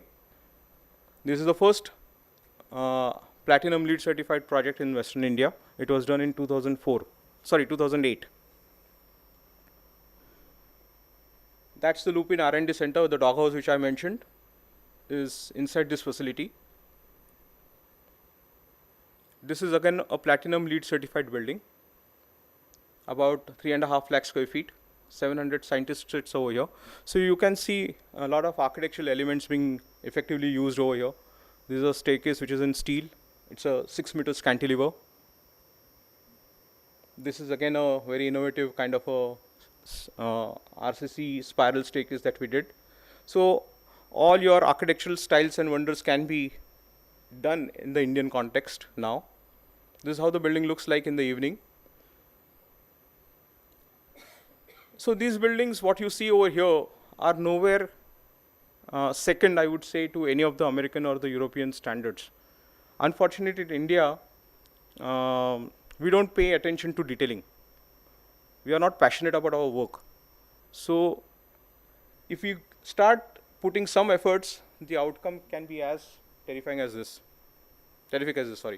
So these are the laboratories. You can see a lot of, we call them as elephant trunking, where the smoke happens or the chemicals, fumes happens. They have to be extracted so that people are not affected. These are executive dining spaces. Another innovative structure which I did at Bnca, it's a auditorium for Cummins. This is how it looks inside. It's a multi-purpose space. It's not an auditorium. This is another project which is very close to my heart. This is Nirlan IT Park in Mumbai. This total built up is about 50 lakh square feet, and I've been their architect since 2004. So 50 lakh square feet don't happen overnight. It took almost 17 years for us to complete this project in different phases. So phase 1 to phase 5, all phases were done by us. And Nirlan, I don't know how many of you know about Nirlan. It was a bankrupt company. They were into polyesters. They had a cooling tower over there as for cooling their industries. We tried to retain it. Now it's been converted into a small cafe, and the rest of the facilities have come up. Again, this is a Platinum LEED certified project. 25,000 employees work in this facility. All the water which is being generated as sewage water is treated, and this central water body is the treated water body. It's like an aeration pond also. This is a training center we did for Tata in Trivandrum. So you can see the style of architecture is also quite different. It's a replica of the Padmanabhan Palace, but constructed in the modern context. This is another interesting industry that I have recently completed. They are into steel. The company name itself is Bnca Steel. So they manufacture steel a lot. So they wanted a building which showcased steel. It's an industrial facility, but it is done very well. You can see a lot of emphasis has been given to the material of construction. It's all steel building.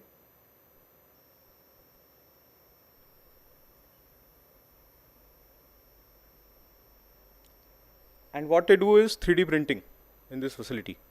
So there was a thought that intelligence is also very important in today's architectural languages. So if you have a structure which is very complex, could be actually printed in this facility now. So that's about my work which I had done in the past 23 years.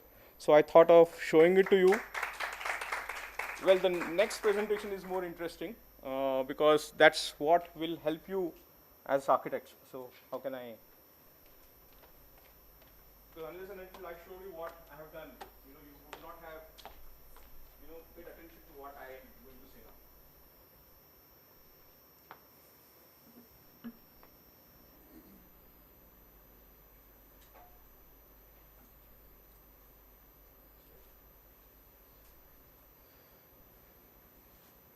This one, Yeah. right?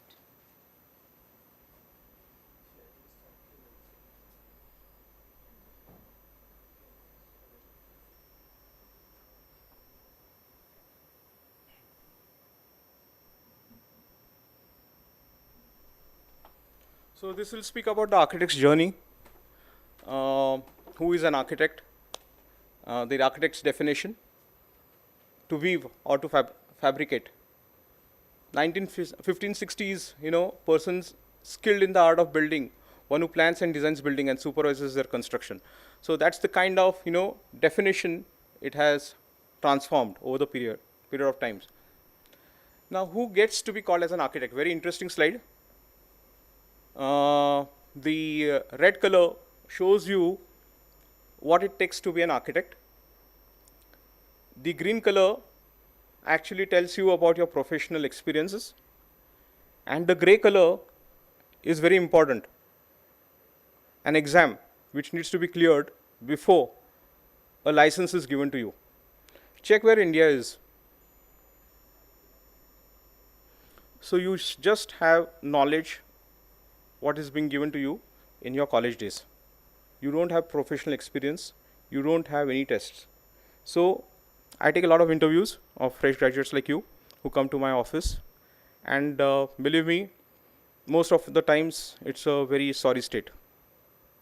Again, it will be a chicken and egg situation. Unless and until I have you on board, you will not learn. But I don't know whether a person who's going to join my firm, whether he's really worth joining in my firm. So Mr. Ross spoke about a few lines in his presentation which are very critical. So I will always remember that not all person can do, not a person whom you will be having in your office will not be necessarily fit to do a particular job. So that is also very important. We need to understand our limitations, our potentials, and then work. Here in India, unfortunately, the situation is very sorry. You are made to join an industry which is, second of its kind in terms of the business generation. However, it is completely disorganized. In Europe, for that matter, if you go, so if you go to Europe, they will ask you to, first of all, join an architectural college. Then they will ask you to do training for at least 2 to 3 years. And then they'll ask you to take an exam. And only if you pass the exam, you will be given a professional certificate. In a way, it is nice. The 6 months of training, what you do in our offices is also very short time, because 6 months is never 6 months. Eventually, it will boil down to maybe 90 days or 92 days. Our architects who are there in our office will also not give you the kind of exposure that needs to be given. So I would say it's a makeshift arrangement. Something needs to be done at a very concrete level, at the institutional level, I would say at the university level. I'm not a part of that, but that's a experience that I can share with your professors over here. Again, a very sorry state. Both sorry state for Maharashtra also, because we are having 34,000 architects over here. You can see none of the other states is anywhere close to Maharashtra in terms of graduating architects. So first question is whether we have that much of potential, whether we require those many architects, what's the quality of the architect who's graduating and coming out of the institute, and how much of struggle you will be having in this entire industry. So you need to start thinking out of the box. on how you can be different than others. So this is a production of architecture. It's basically mass production of materials and buildings right now, and adapting to industrialized and innovative techniques of construction is all that is happening in today's architecture. You can see lots of construction happening, lots of new technologies coming into picture, but there is no architecture to it. Again, you will see such kind of haphazard development happening. This is the city of Mumbai. No value or no addition, value addition of any architect in a, in developing of a city. It's a economically driven practice nowadays. Vendor-driven recognition and awards. Do you understand what I mean by vendor-driven recognition and awards? So we go to a lot of awards functions, and most of it are sponsored. They already know who the architects or who the developers or who the contractors would be to win a competition or to win an award. Projects are judged on timelines, adherence to budgets, and regulations, rather than the design intent.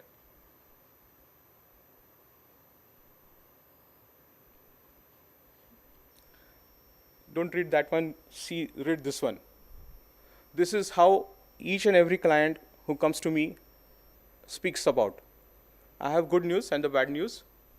The good news is I want a building which is extremely, innovative, aesthetically pleasing, the best of its kind.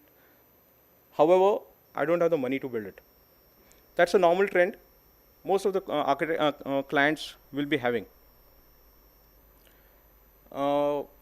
Mr. Chaudhary spoke about it in quite details, but I'll just brief you that architects can assist in these 5 different models: design, bid, and build. It's very difficult for you to understand it right now. You are at a very young age. However, India is growing towards design, bid, and build philosophy, wherein the limitations of having a separate architects, having a separate project management company, having a third contracting firm is all eliminated. The government will go, most of the projects on government are being designed in this facility. Design, bid, and build, wherein an architect is just a small component of the entire industry. He will approach a developer, builder, or a contracting firm will approach project management firms and architectural firms, and then they will give one common solution to the government. Second one is design and build, wherein clients have already designed, clients know what a project will be all about, and then they will approach few developer builders and they will ask them to design build based upon their design brief, I would say. Design assist. This is what most of the architectural firms do. Developer, architect, and builder, one of my predecessors just mentioned about this particular role, and project management companies. So architects can also work at project management companies. I myself am a project management graduate, did my master's, and I was doing 10 years of project management before I focused fully on architecture. So this is how architects are presently measured: low cost, quick results, conformity to schedules and bylaws. They are not qualified based upon the designs, the critical thinking, or the innovation that architects need to bring to the table. And this is one of my best slides. So if you read, we design everything. Architects will design everything. We get 500 euros. This is outside one of the very good architectural firm in Europe. And the last one is very critical. You design everything. We are here just to assist. We'll charge you the highest. Most of the clients whom you are going to work with, they themselves think that they are born architects. So it's very difficult, or it is very time consuming for us to convince and convey our thought processes to the clients. So in reality, we get very less free hand when it comes to driving a project. How do we get projects, or how do we get clients? So those are that circle gives you a quick snapshot of how we get projects. But more important is this particular pie chart. 5.5% comes from someone you have met before. That is through reference. But how many of them? Out of 10 projects, not even one project you will get through references. You will get 9.5 or 95% of your projects will come through reputation, the expertise, and your visibility. I have come to a stage in my career like today that I don't have to do marketing. Whatever we have done over the past 23 years, my company is a 53-year-old firm. I am with the firm for the past 23 years. But whatever work we have done in the past 23 years is now speaking. We don't have to go and do any presentations or any pitch or any competitions. People understand our capabilities based upon the projects that we have done. The trust that is already built into the system, and projects are given to us. 95% of my projects come through a repeat client. So that's the kind of reputation, expertise, and visibility that we have in the industry. And this is what you need to nurture. 4 quadrants. One is the design-driven design philosophy, and you can see the big names over there. No one can question their design. So like Zaha Hadid or Charles Correa, if they design a particular building, you cannot question. It's a completely design-driven design. Second one is business-driven design. Business-driven design is basically what the industry requires, we will give. So people like HOK or RSP or Gensler will fall into this category. You can note down these names and Google their works that they have done. Third one is design-driven business. It has got an element of architecture. Of course, business is very important, but it still needs to have the architectural sense. So that's the place wherein Foster Partners, Renzo Piano, Morphogenesis, Indian company, VA would qualify to. And business-driven business, they don't have anything to do with architecture. It's only that, these are mostly engineering firms or project management firms.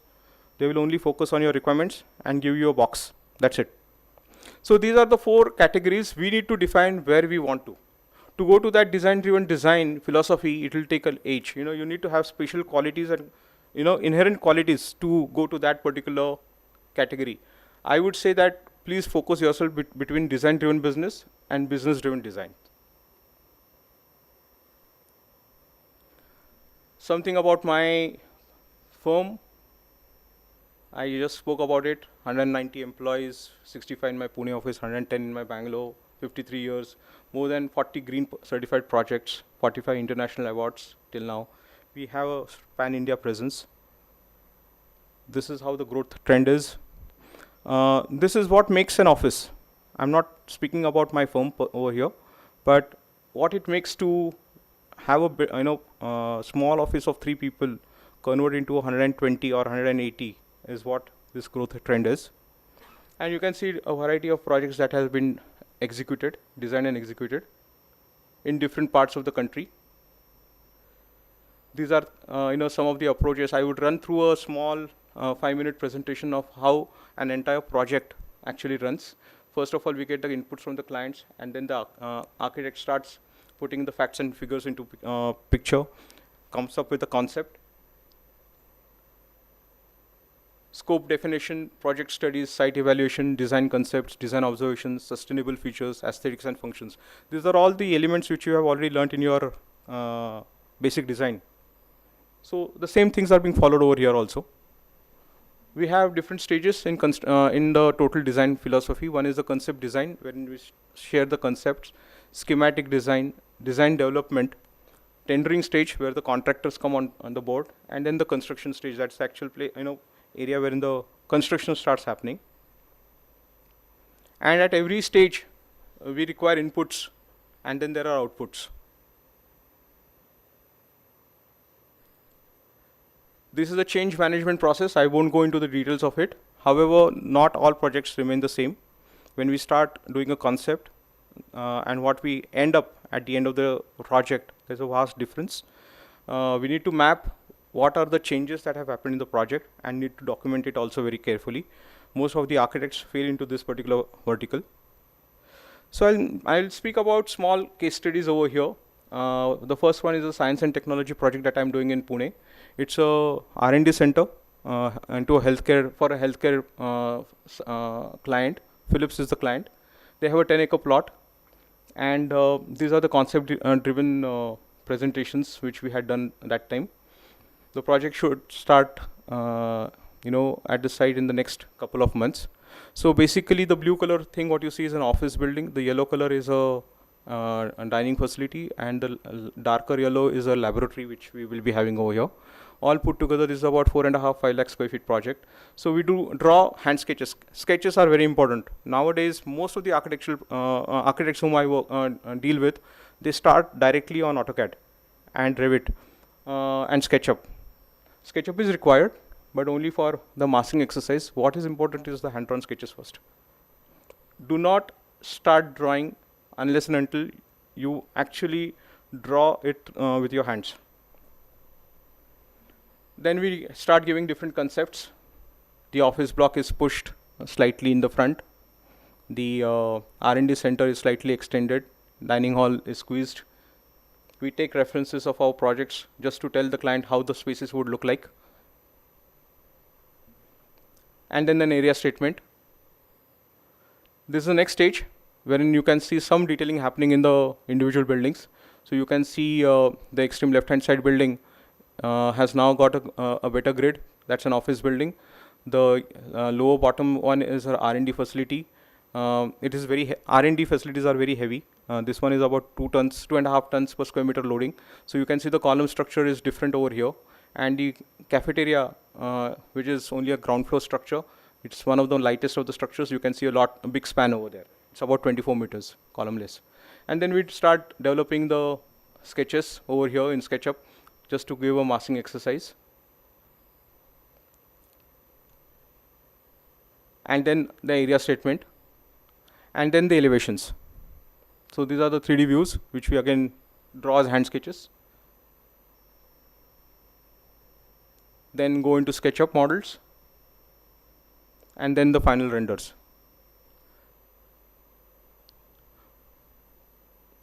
So before we came to this particular elevation, interesting thing, you can see 10 different options that we had worked out. Same mass, but different possibilities. Because each client has got a different taste. We started with option 1. Then the client said, no, I'm not very happy with this. We went to option 2 and option 3. Then they said, we want to have something different. Then we went to option 4, 5, 6, option 8. And then when we showed this presentation to the European guy, he liked option 1 for its simplicity. So sometimes, that's the irony of our project, of our business. 3 months we spent doing this 10 different options, lot of money spent, but at the end of the day, the client is happy that let's go for a simplistic design. We understand clients to a great extent. Unfortunately, there are people again who drive projects. And these are tender stage drawings. I think once you're out into the field, you will be exposed to this kind of detailing soon. Then we have exhaustive drawing list schedules. This is a different kind of an architectural case study. So what do you see? An Indian road. This is how our Indian roads are all about. And you saw the projects that I have done. Okay, there's a marked difference.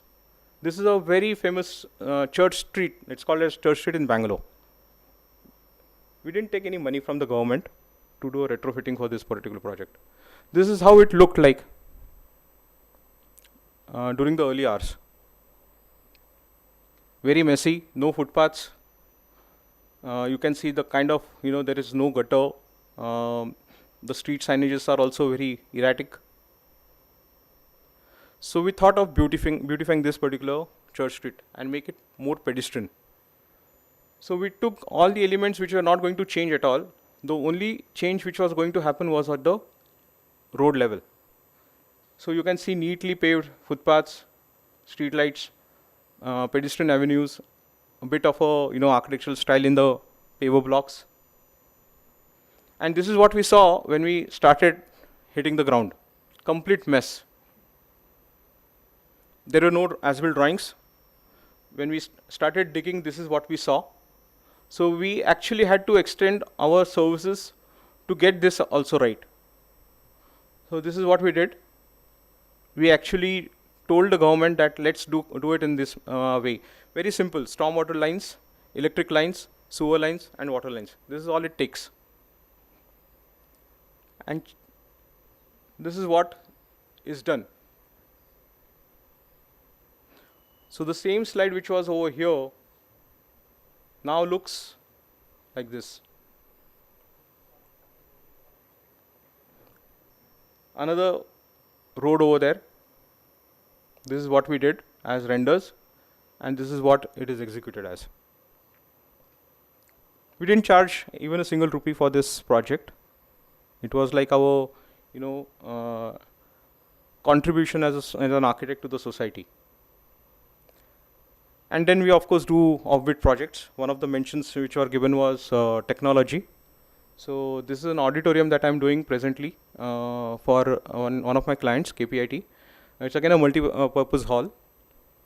The client wanted to have a space. It's actually on a very picturesque background. There are hills just behind it, and all the office buildings were on the left-hand side.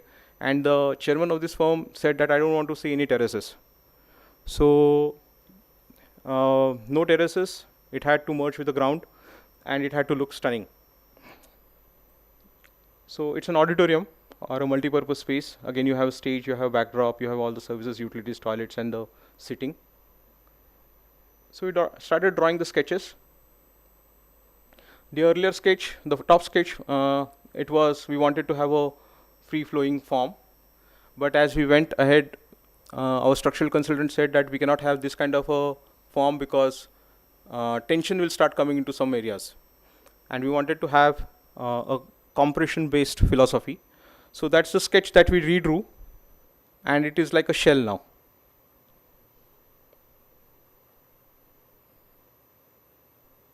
Hand sketches again, then converted into AutoCAD drawings, and then sections. Now the red line was our perception of constructing it. The structural consultant came, this time the acoustic consultant came into picture.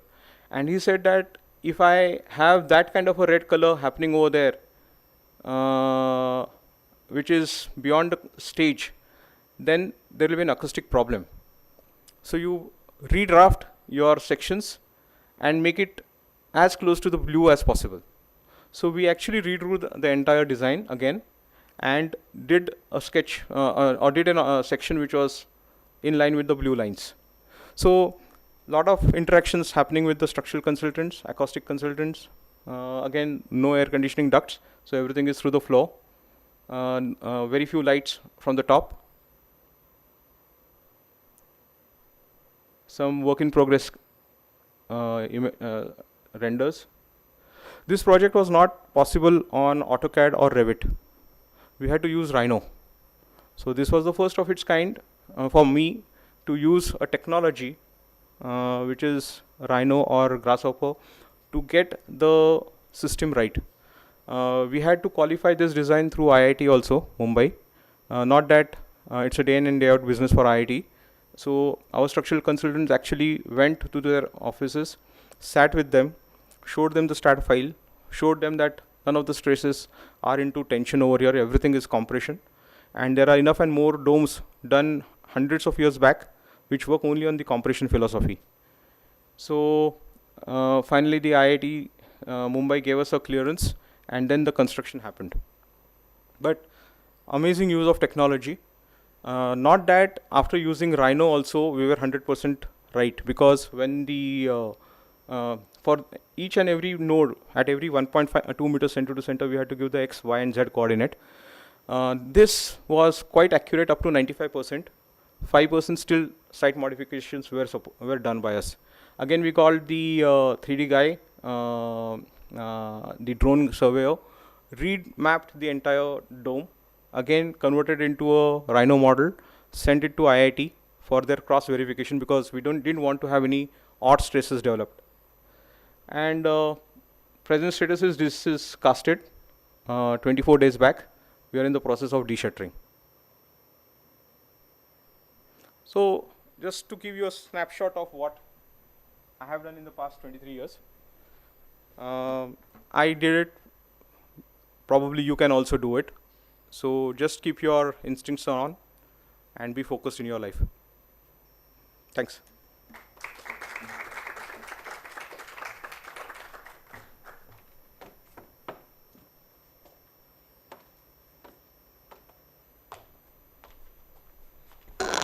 Thank you so much for wonderful presentation, and thanks for presenting different asset classes, because students don't get an opportunity to know what are different asset classes and what technologies are involved in executing these kind of projects. Thank you so much. I would declare that this particular event is